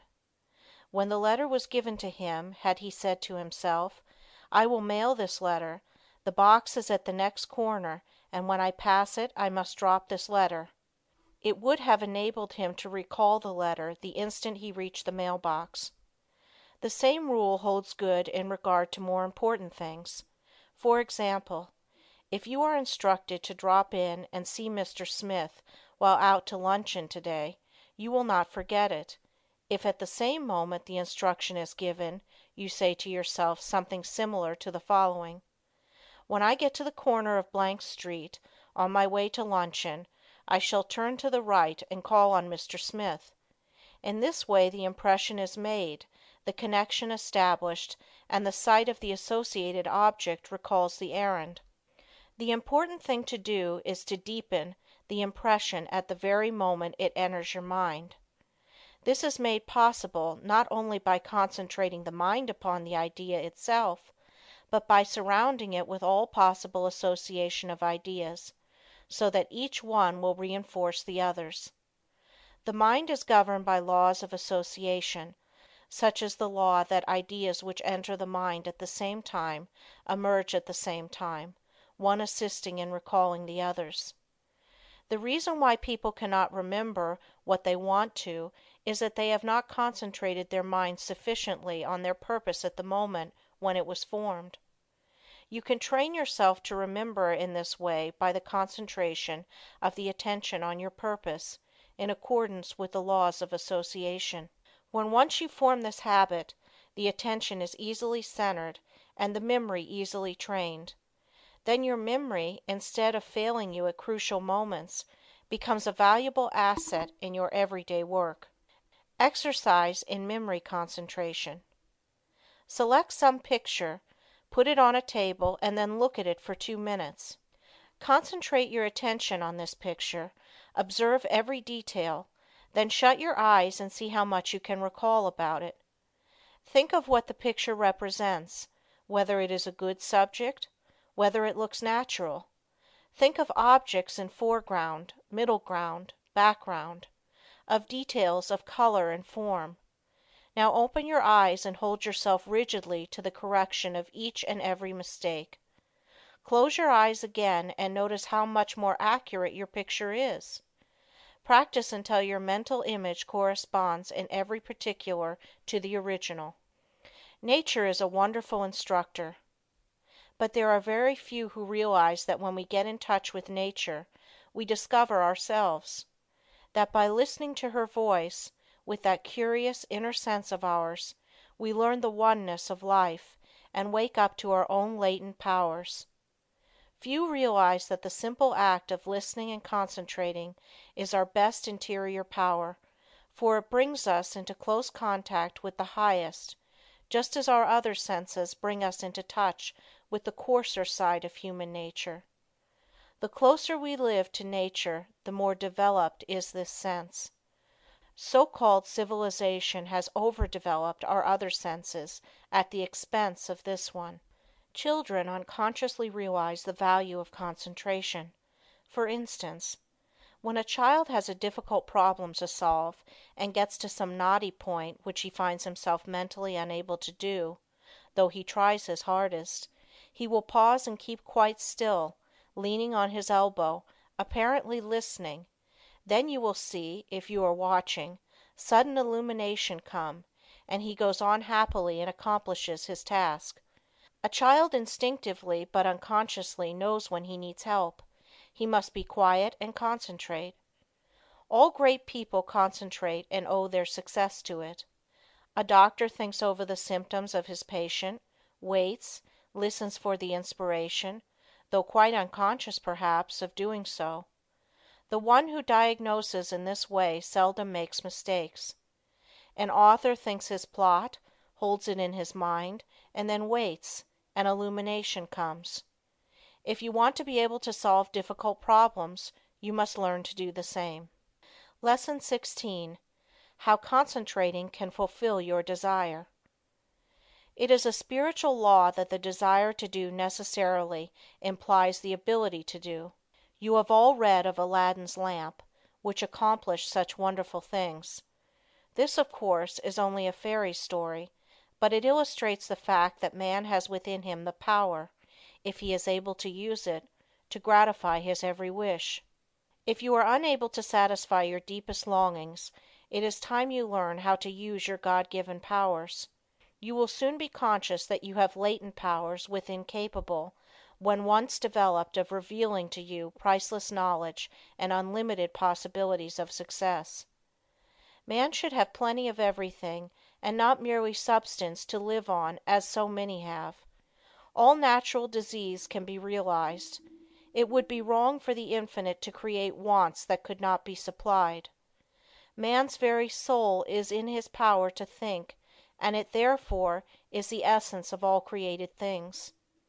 Every instinct of man leads to thought, and in every thought there is great possibility, because true thought development, when allied to those mysterious powers that perhaps transcend it, has been the cause of all the world's true progress. In the silence we become conscious of that something which transcends thought, and which uses thought as a medium for expression. Many have glimpses of that something, but few ever reach the state where the mind is steady enough to fathom these depths. Silent, concentrated thought is more potent than spoken words, for speech distracts from the focusing power of the mind by drawing more and more attention to the without. Man must learn more and more to depend on himself, to seek more for the Infinite within. It is from this source alone that he ever gains the power to solve his practical difficulties. No one should give up when there is always the resources of infinity. The cause of failure is that men search in the wrong direction for success, because they are not conscious of their real powers that when used are capable of guiding them. The Infinite within is foreign to those persons who go through life without developing their spiritual powers. But the Infinite helps only he who helps himself. There is no such thing as a special providence. Man will not receive help from the Infinite except to the extent that he believes and hopes and prays for help from this great source. Concentrate on what you want and get it. The weakling is controlled by conditions. The strong man controls his conditions. You can be either the conqueror or the conquered. By the law of concentration you can achieve your heart's desire. This law is so powerful that which at first seems impossible becomes attainable. By this law, what you at first see as a dream becomes a reality. Remember that the first step in concentration is to form a mental image of what you wish to accomplish. This image becomes a thought seed that attracts thoughts of a similar nature. Around this thought, when it is once planted in the imagination or creative region of the mind, you group or build associated thoughts which continue to grow as long as your desire is keen enough to compel close concentration. Form the habit of thinking of something you wish to accomplish for 5 minutes each day. Shut every other thought out of consciousness. Be confident that you will succeed. Make up your mind that all obstacles that are in your way will be overcome and you can rise above any environment. You do this by utilizing the natural laws of the thought world, which are all powerful. A great aid in the development of concentration is to write out your thoughts on that which lies nearest your heart, and to continue, little by little, to add to it until you have as nearly as possible exhausted the subject. You will find that each day as you focus your forces on this thought at the center of the stream of consciousness, new plans, ideas, and methods will flash into your mind. There is a law of attraction that will help you accomplish your purpose. An advertiser, for instance, gets to thinking along a certain line. He has formed his own ideas, but he wants to know what others think.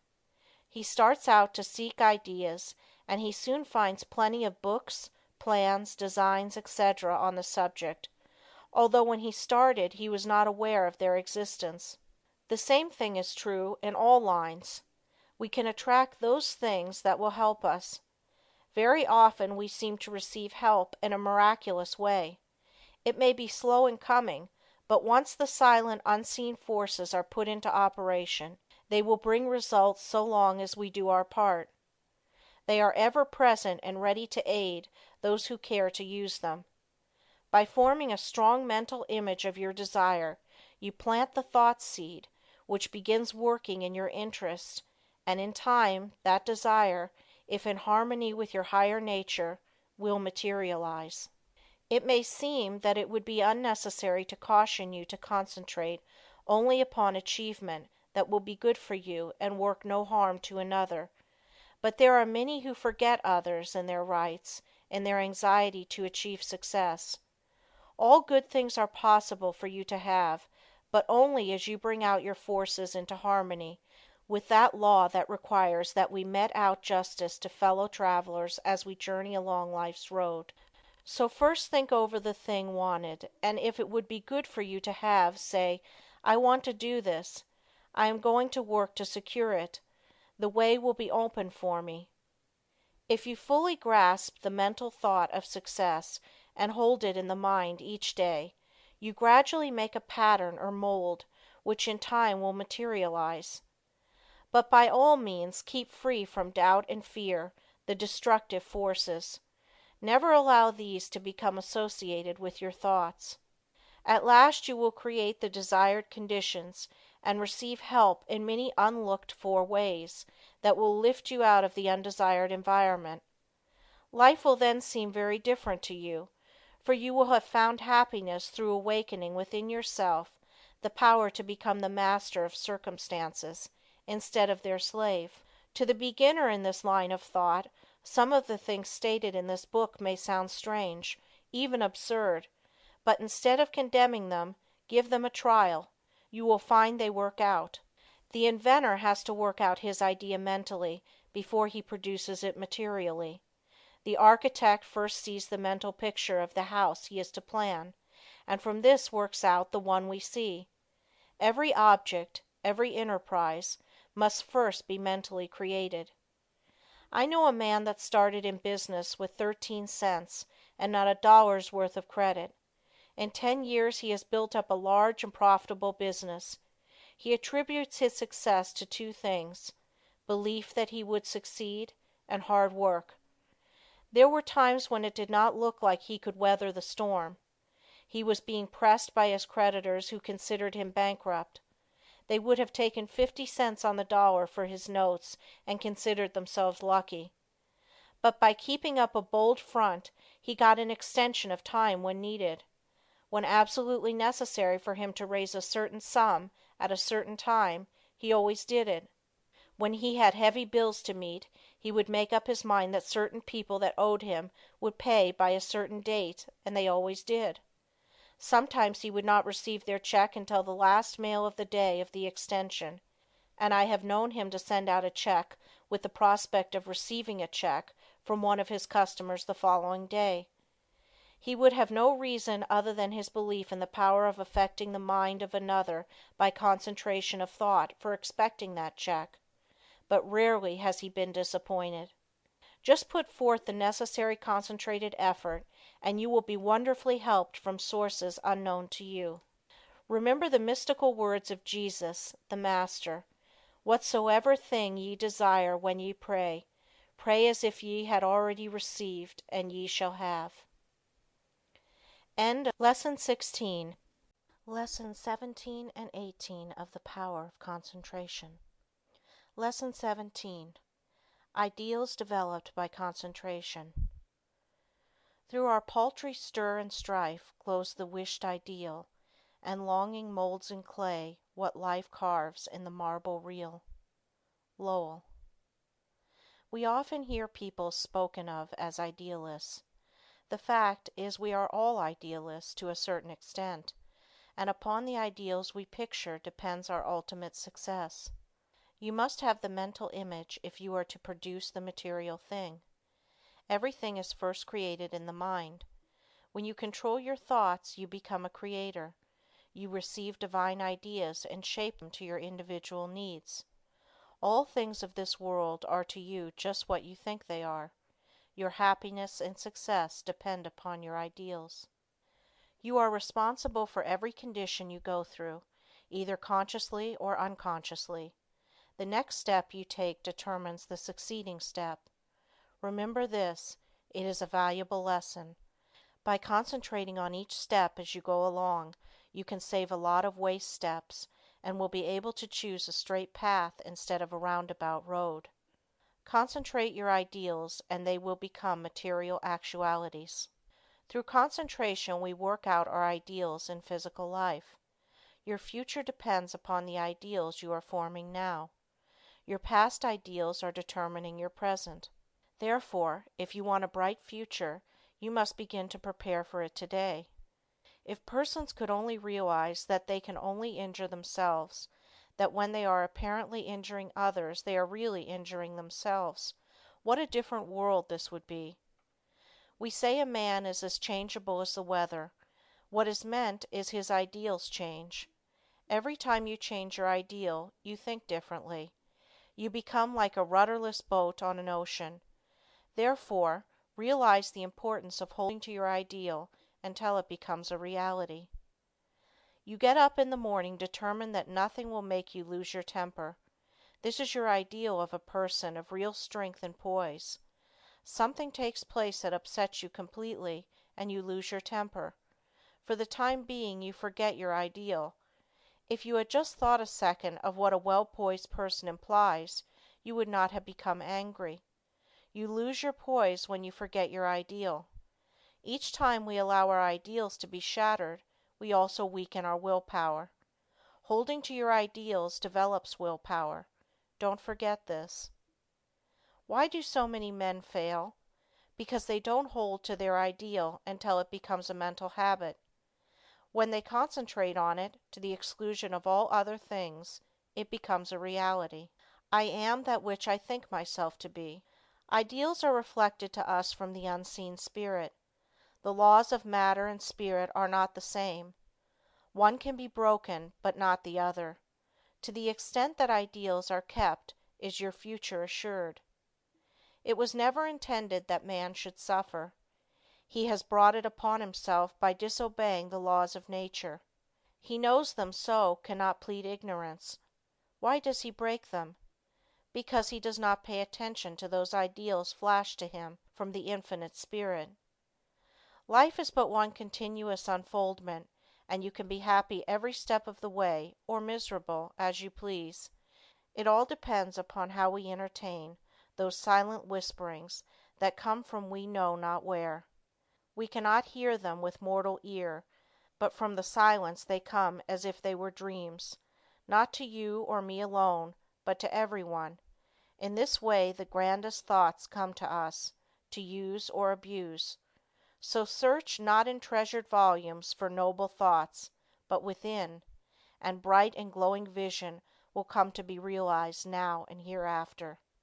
You must give some hours to concentrated, consistent, persistent thought. You must study yourself and your weaknesses. No man gets over a fence by wishing himself on the other side. He must climb. No man gets out of the rut of dull, tiresome, monotonous life by merely wishing himself out of the rut. He must climb. If you are standing still or going backward, there is something wrong. You are the man to find out what is wrong. Don't think that you are neglected, or not understood, or not appreciated. Such thoughts are the thoughts of failure. Think hard about the fact that men who have got what you envy got it by working for it. Don't pity yourself, criticize yourself. You know that the only thing in the world that you have got to count upon is yourself. Lesson 18. Mental Control Through Creation. I attended a banquet of inventors recently. Each inventor gave a short talk on something he thought would be accomplished in the future.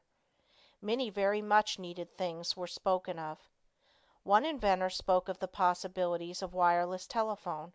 Distance, he said, would shortly be annihilated.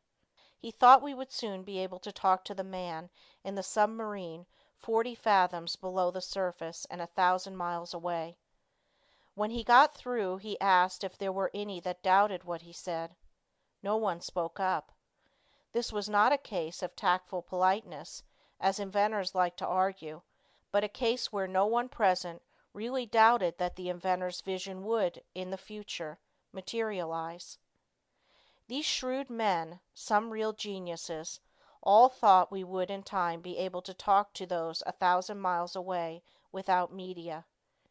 Now, if we can make an instrument so wonderful that we can send wireless messages 1,000 miles, is there any reason why we should not, through mental control, transmit messages from one person to another?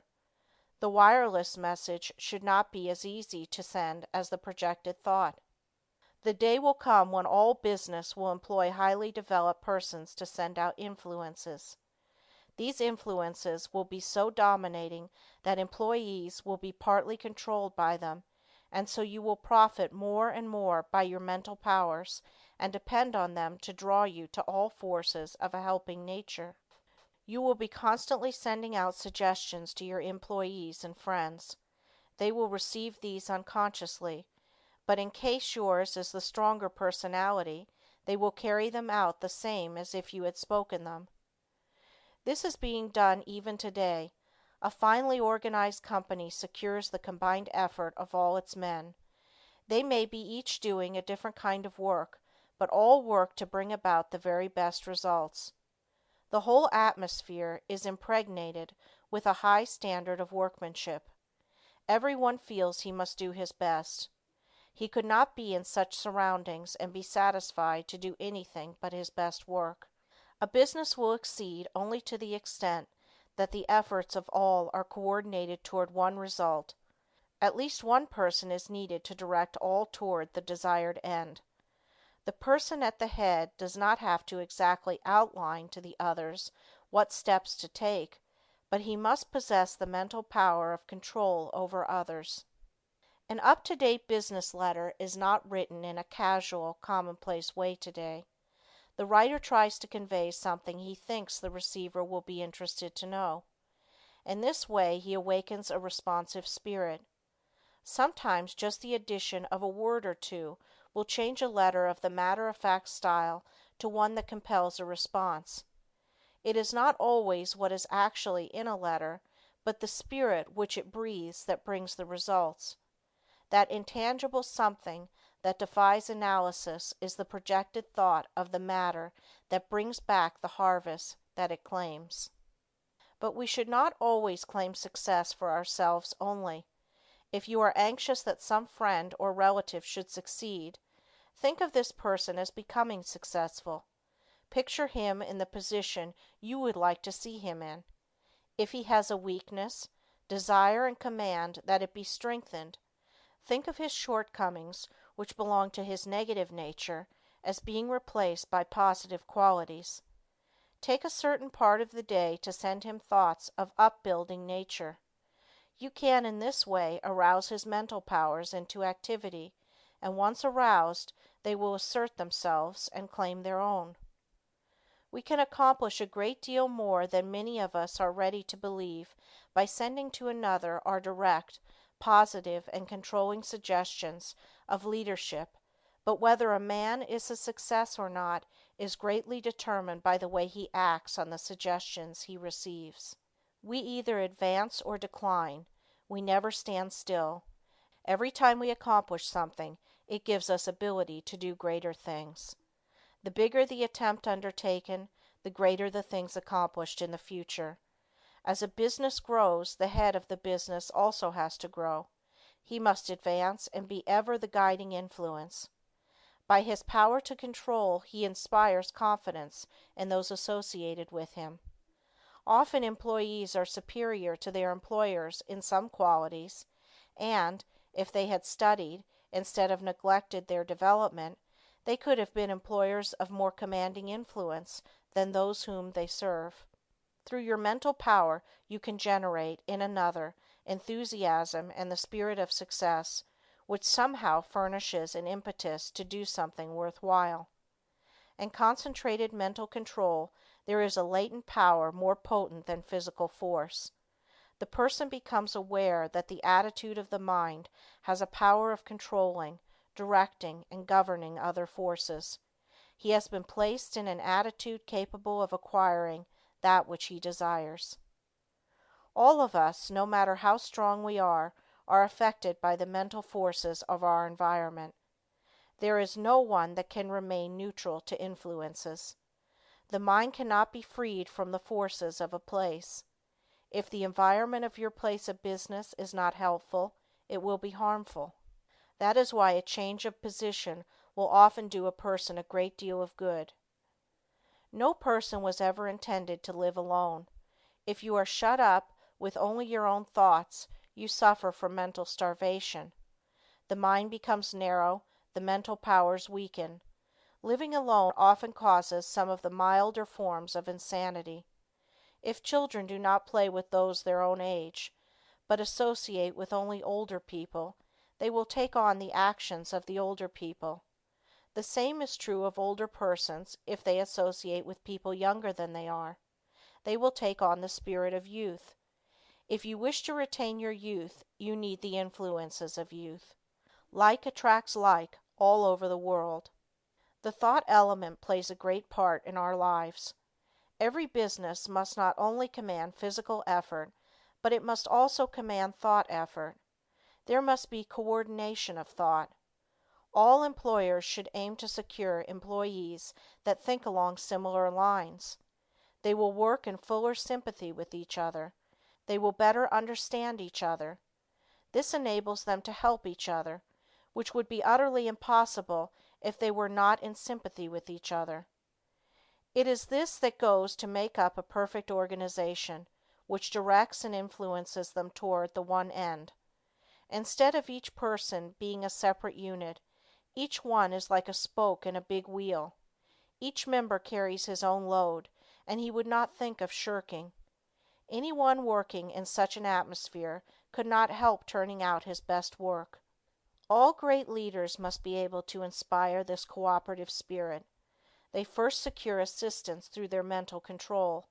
Then they make their assistants realize the value of mental control. Soon there is a close bond between them. They are working toward a single purpose. They profit by their combined effort. The result is that they accomplish much. If your business is conducted in the right spirit, you can instill your thoughts and your ideas into your employees. Your methods and ideas become theirs. They don't know it, but your mental forces are shaping their work. They are just as certain to produce results as any physical force in nature. The up-to-date businessman of the future is going to take pains to get his employees to think and reason better. He will not want them to become depressed or discouraged. There is time that instead of being wasted, he will endeavor to have them use in concentrated effort that will be profitable to both employer and employed. There must be more of the spirit of justice entering into the business of the future. There is a firm I know that will not hire an employee until he has filled out an application blank. No doubt those that fill it out think it is a foolishness, but it is not. A capable manager can look over this application blank and pretty nearly tell if this person will fit into his management. The main thing he wants to know is the applicant's capacity for efficient, cooperative effort. He wants persons that have faith in themselves. He wants them to realize that when they talk of misfortunes and become blue, they are likely to communicate the same depressing influence to others. The up-to-date manager wants to guard against hiring employees who will obstruct his success. You must realize that every moment spent in thinking of your difficulties of the past, every moment spent in bad company, is attracting to you all that is bad, is attracting influences that must be shaken off before you can advance. Many firms prefer to hire employees that never worked before so that they have nothing to unlearn. They are then not trained, but have had no bad business habits to overcome. They are more easily guided and grasp the new materials more effectively because they are not contrary to what they have already learned.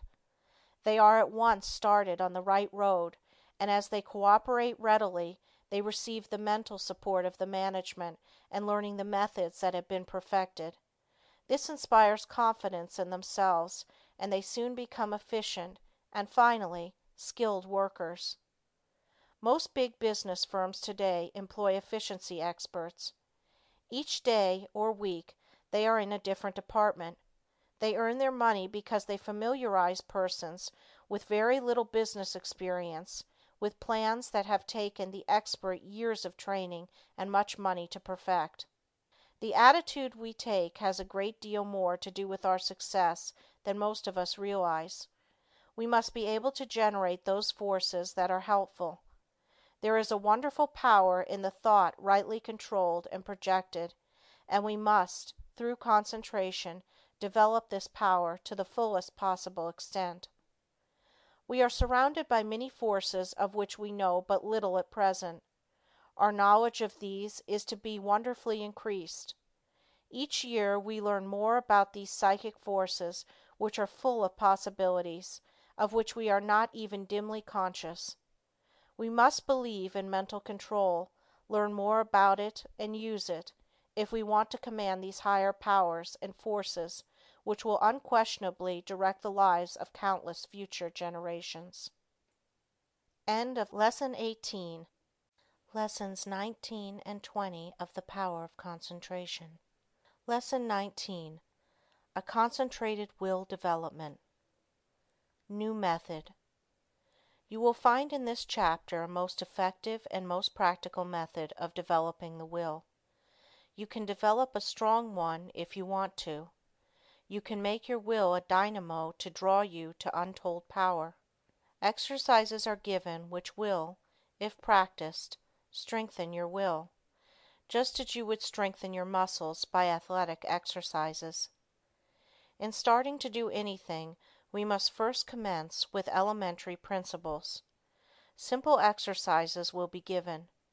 It is impossible to estimate the ultimate good to be derived from the mental cultivation that comes through these attempts at concentration. Even the simple exercises are not to be thought useless. In no respect, writes Dr. Oppenheim, can a man show a finer quality of willpower than in his own private, intimate life. We are all subjected to certain temptations. The will decides whether we will be just or unjust, pure of thought, charitable in opinion, forbearing in overlooking others' shortcomings, whether we live up to our highest standard. Since these are all controlled by the will, we should find time for plenty of exercises for training of the will in our daily life. You, of course, realize that your will should be trained. You must also realize that to do this requires effort that you alone can command. No one can call it forth for you. To be successful in these exercises, you must practice them in a spirit of seriousness and earnestness. I can show you how to train your will, but your success depends upon your mastery and application of these methods. New methods of will training. Select a quiet room where you will not be interrupted. Have a watch to determine the time, and a notebook in which to enter observations. Start each exercise with date and time of day. Exercise 1. Time decided on.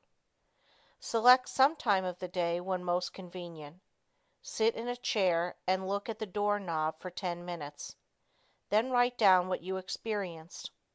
At first it will seem strange and unnatural. You will find it hard to hold one position for 10 minutes. But keep as still as you can. The time will seem long, for it will probably be the first time you ever sat and did nothing for 10 minutes. You will find your thoughts wandering from the doorknob, and you will wonder what there can be in this exercise. Repeat this exercise for 6 days. 10 p.m., second day. Notes. You should be able to sit quieter, and the time should pass more quickly. You will probably feel a little stronger because of gaining a better control of your will. It will brace you up as you have kept your resolution. 10 p.m., third day. Notes. It may be a little harder for you to concentrate on the doorknob as perhaps you had a very busy day and your mind kept trying to revert to what you had been doing during the day. Keep on trying and you will finally succeed in banishing all foreign thoughts. Then you should feel a desire to gain still more control. There is a feeling of power that comes over you when you are able to carry out your will.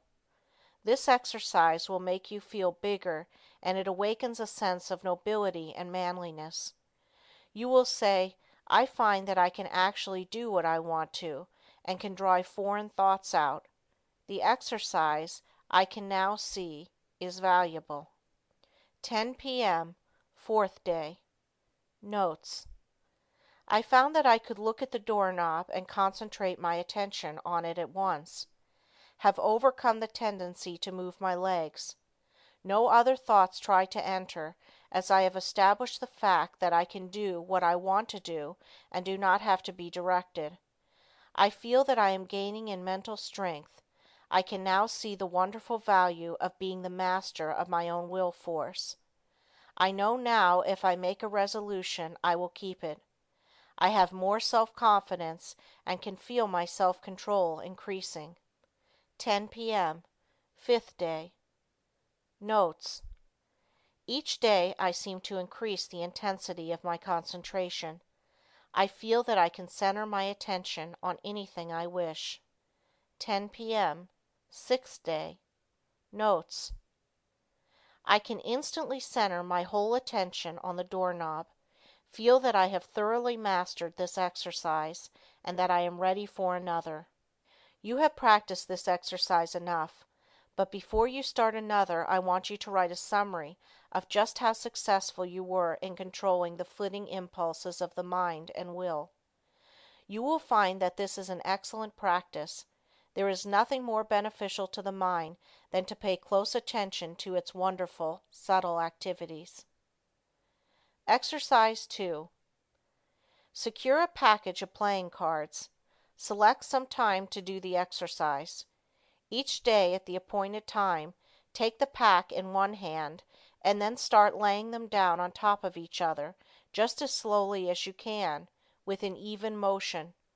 Try to get them as even as possible. Each card laid down should completely cover the under one. Do this exercise for 6 days. First day. Notes. Task will seem tedious and tiresome. Requires the closest concentration to make each card completely cover the preceding one. You will probably want to lay them down faster.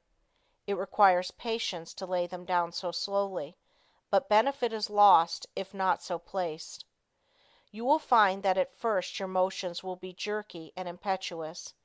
It will require a little practice before you gain an easy control over your hands and arms. You probably have never tried to do anything in such a calm way. It will require the closest attention of your will. But you will find that you are acquiring a calmness that you never had before. You are gradually acquiring new powers. You recognize how impulsive and impetuous that you have been, and how, by using your will, you can control your temperament. Second day. Notes. You start laying the cards down slowly. You will find that by practice you can lay them down much faster. But you want to lay them down slowly, and therefore you have to watch yourself. The slow, steady movement is wearisome, but you have to conquer the desire of wanting to hurry up. Soon you will find that you can go slowly or fast at will. Third day. Notes.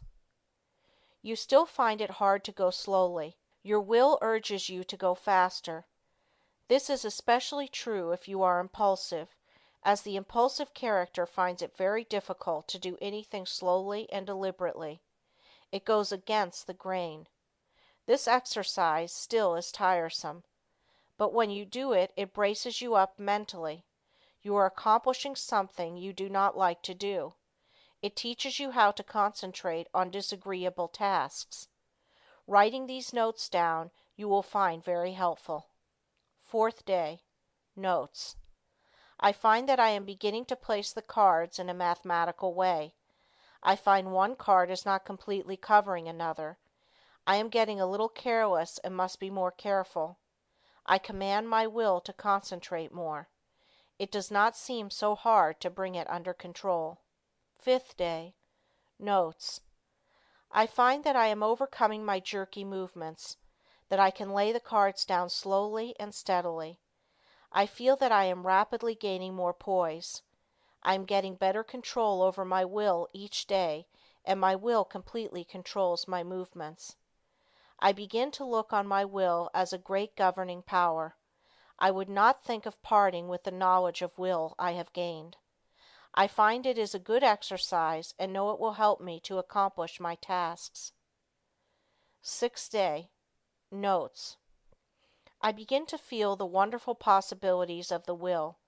It gives me strength to think of the power of will. I am able to do so much more and better work now that I realize that I can control my will action. Whatever my task, my will is concentrated on it. I am to keep my will centered there until the task is finished. The more closely and definitely I determine what I shall do, the more easily the will carries it out. Determination imparts compelling force to the will. It exerts itself more. The will and the end act and react on each other. Seventh day. Notes. Now try to do everything you do today faster. Don't hurry or become nervous. Just try to do everything faster, but in a steady manner. You will find that the exercises you have practiced in retardation have steadied your nerves and thereby made it possible to increase your speed. The will is under your command. Make it carry out resolutions rapidly. This is how you build up your self-control and your self-command. It is then that the human machine acts as its author dictates. You certainly should now be able to judge of the great benefit that comes from writing out your introspections each day. Of course you will not have the exact experience given in these examples, but some of these will fit your case. Be careful to study your experiences carefully and make as true a report as you can. Describe your feelings just as they seem to you. Allow your fancies to color your report and it will be worthless. You have pictured conditions as you see them. In a few months, if you again try the same exercises, you will find your report very much better. By these introspections, we learn to know ourselves better, and with this knowledge can wonderfully increase our efficiency. As you become used to writing out your report, it will become more accurate. You thus learn how to govern your impulses, activities, and weaknesses. Each person should try to plan exercises that will best fit his needs. If not convenient for you to practice exercises every day, take them twice or 3 times a week, but carry out any plan you decide to try. If you cannot devote 10 minutes a day to the experiments, start with 5 minutes and gradually increase the time. The exercises given are only intended for examples. Will training without exercise. There are many people that do not want to take the time to practice exercises, so the following instructions for training the will are given to them. By willing and realizing, the will grows. Therefore, the more you will, the more it grows and builds up power. No matter whether your task is big or small, make it a rule to accomplish it in order to fortify your will. Form the habit of focusing your will in all its strength upon the subject to be achieved. You form in this way the habit of getting a thing done, of carrying out some plan. You acquire the feeling of being able to accomplish that which lies before you, no matter what it is. This gives you confidence and a sense of power that you get in no other way. You know when you can make a resolution that you will keep it. You do not tackle new tasks in a half-hearted way, but with a bold, brave spirit. We know that the will is able to carry us over big obstacles. Knowing this, despair never claims us for a victim. We have wills and are going to use them with more and more intensity, thus giving us the power to make our resolutions stronger, our actions freer, and our lives finer and better. The education of the will should not be left to chance. It is only definite tasks that will render it energetic, ready, persevering, and consistent. The only way it can be done is by self-study and self-discipline. The cost is effort, time, and patience, but the returns are valuable.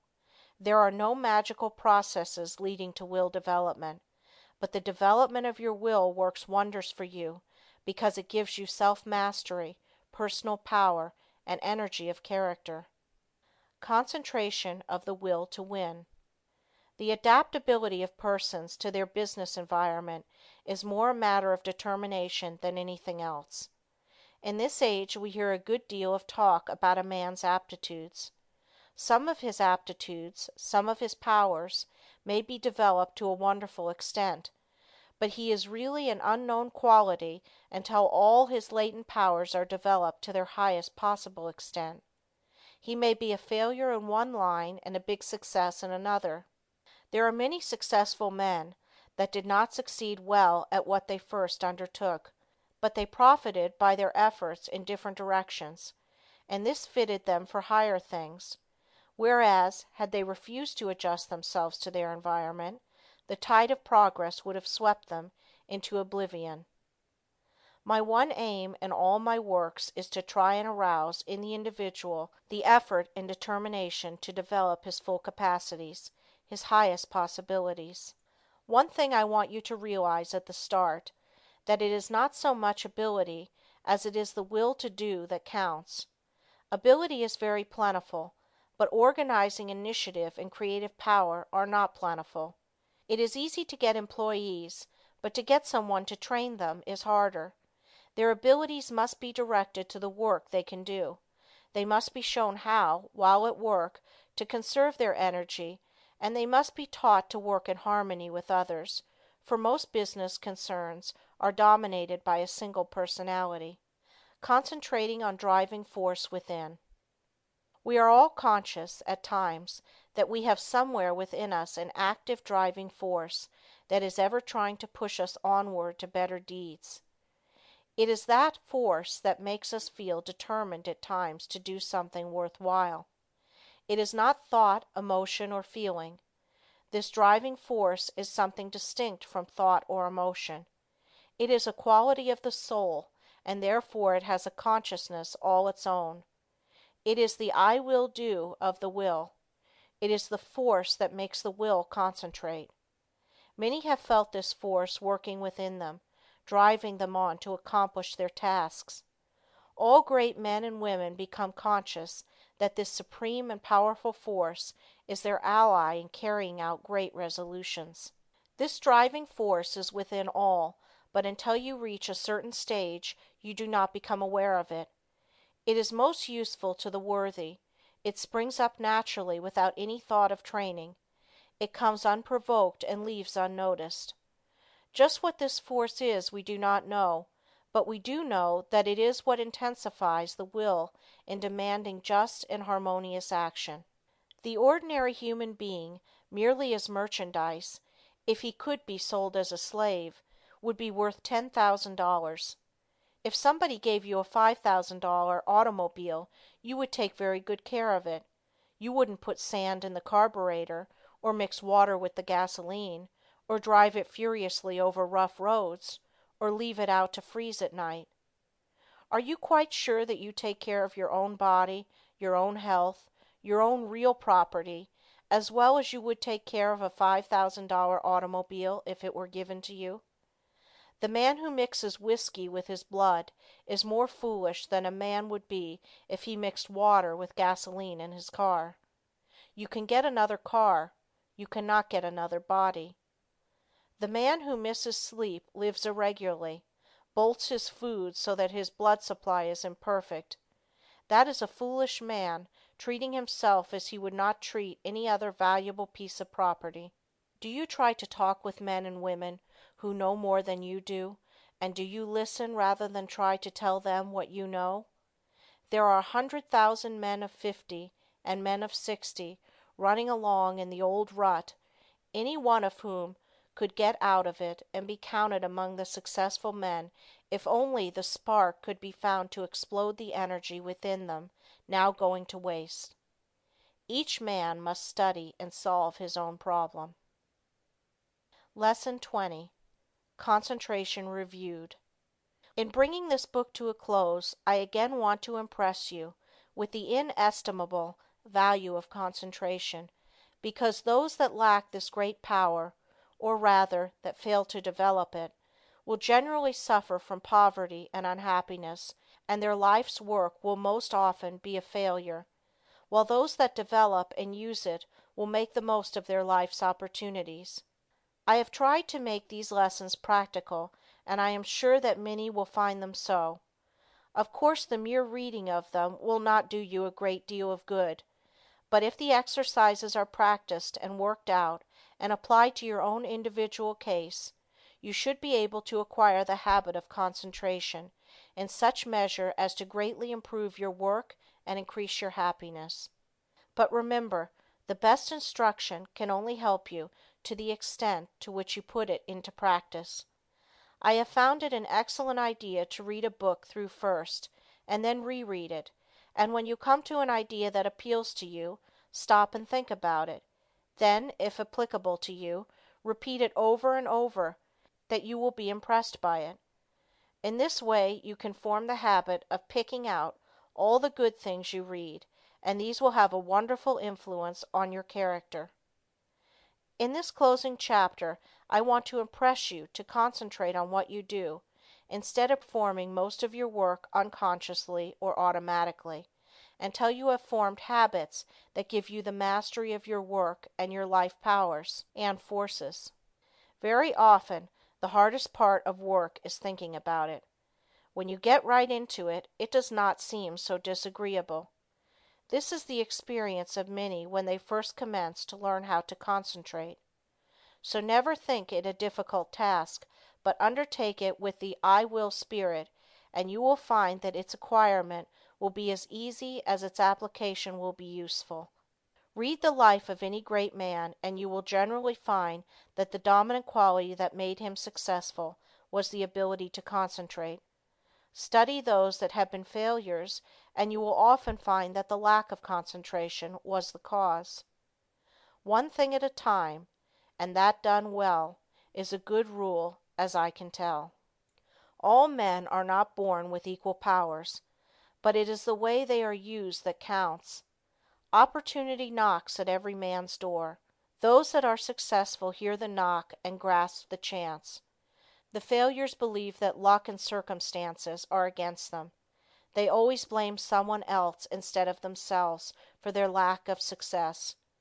We get what is coming to us, nothing more or less. Anything within the universe is within your grasp. Just use your latent powers and it is yours. You are aided by both visible and invisible forces when you concentrate on either to do or to be. Everyone is capable of some concentration, for without it you would be unable to say or do anything. People differ in the power to concentrate because some are unable to will to hold the thought in mind for the required time. The amount of determination used determines who has the strongest will. No one's is stronger than yours. Think of this whenever you go against a strong opponent. Never say, I can't concentrate today. You can do it just the minute you say, I will. You can keep your thoughts from straying just the same as you can control your arms. When once you realize this fact, you can train the will to concentrate on anything you wish. If it wanders, it is your fault. You are not utilizing your will. But don't blame it on your will and say it is weak. The will is just the same whether you act as if it were weak or as if it were strong. When you act as if your will is strong, you say, I can. When you act as if it were weak, you say, I can't. It requires the same amount of effort in each case. Some men get in the habit of thinking I can't and they fail. Others think I can and succeed. So remember, it is for you to decide whether you will join the army of I can't or I can. The big mistake with so many is that they don't realize that when they say I can't, they really say I won't try. You cannot tell what you can do until you try. Can't means you will not try. Never say you cannot concentrate, for when you do, you are really saying that you refuse to try. Whenever you feel like saying I can't, say instead, I possess all will and I can use as much as I wish. You only use as much as you have trained yourself to use. An experiment to try. Before going to bed tonight, repeat, I am going to choose my own thoughts and to hold them as long as I choose. I am going to shut out all thoughts that weaken or interfere, that make me timid. My will is as strong as anyone else. While going to work the next morning, repeat this over. Keep this up for a month and you will find you will have a better opinion of yourself. These are the factors that make you a success. Hold fast to them always. Concentration is nothing but willing to do a certain thing. All foreign thoughts can be kept out by willing that they stay out. You cannot realize your possibilities until you commence to direct your mind. You then do consciously what you have before done unconsciously. In this way you note mistakes, overcome bad habits, and perfect your conduct. You have at times been in a position that required courage, and you were surprised at the amount you showed. Now when once you arouse yourself, you have this courage all the time, and it is not necessary to have a special occasion reveal it to you. My object in so strongly impressing this on your mind is to make you aware that the same courage, the same determination that you show at certain exceptional times, you have at your command at all times. It is a part of your vast resources. Use it often and well in working out the highest destiny of which you are capable. Final concentration instruction. You now realize that, in order to make your life worthy, useful, and happy, you must concentrate. A number of exercises and all the needed instruction has been given. It now remains for you to form the highest ideal that you can in the present and live up to that ideal and try to raise it. Don't waste your time in foolish reading. Select something that is inspiring, that you may become in rapport with those that think thoughts that are worthwhile. Their enthusiasm will inspire and enlighten you. Read slowly and concentrate on what you are reading. Let your spirit and the spirit of the author commune, and you will then sense what is between the lines, those great things which words cannot express.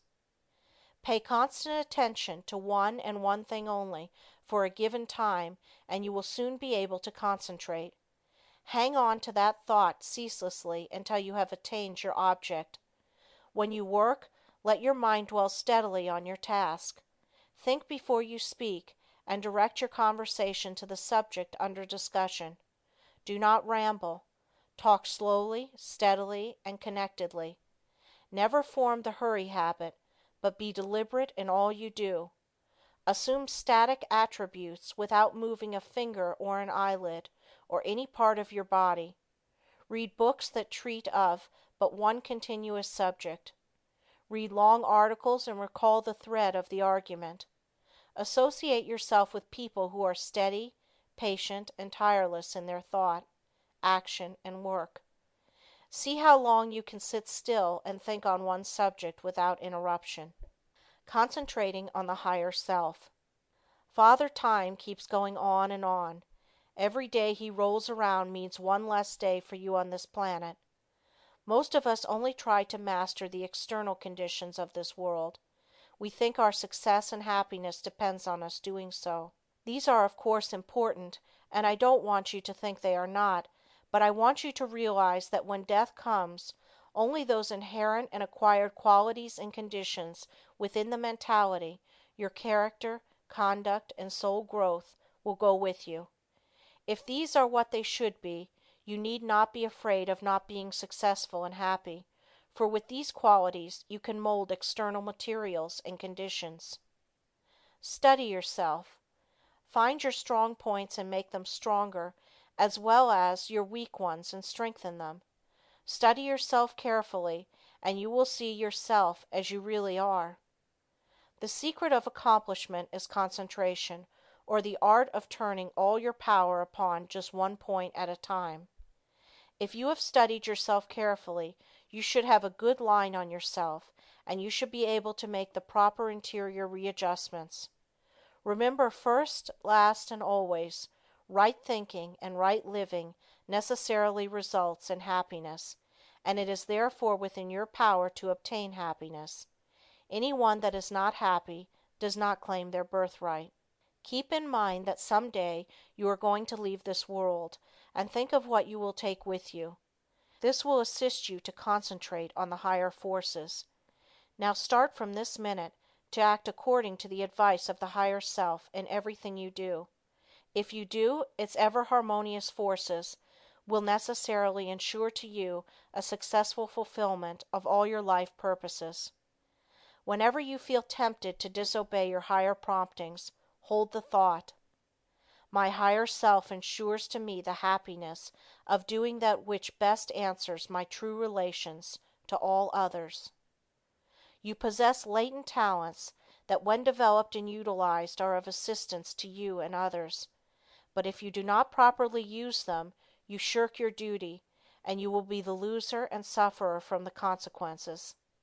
Others will also be worse off if you do not fulfill your obligations.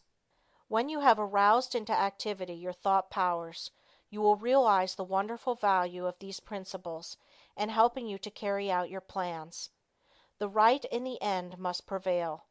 You can assist in the working out of the great plan of the universe and thereby gain the reward, or you can work against the great plan and suffer the consequences.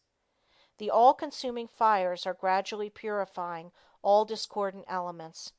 If you choose to work contrary to the law, you will burn in its crucible, so I want you to learn to concentrate intelligently on becoming in harmony with your higher self. Hold the thought, "I will live for my best. I seek wisdom, self-knowledge, happiness, and power to help others. I act from the higher self. Therefore, only the best can come to me." The more we become conscious of the presence of the higher self, the more we should try to become a true representative of the human soul in all its wholeness and holiness, instead of wasting our time dwelling on some trifling external quality or defect. We should try to secure a true conception of what we really are so as not to overvalue the external furnishings. You will then not surrender your dignity or self-respect when others ignorantly make a display of material things to show off. Only the person that realizes that he is a permanent being knows what the true self is. End of The Power of Concentration by Theron Q. Dumont.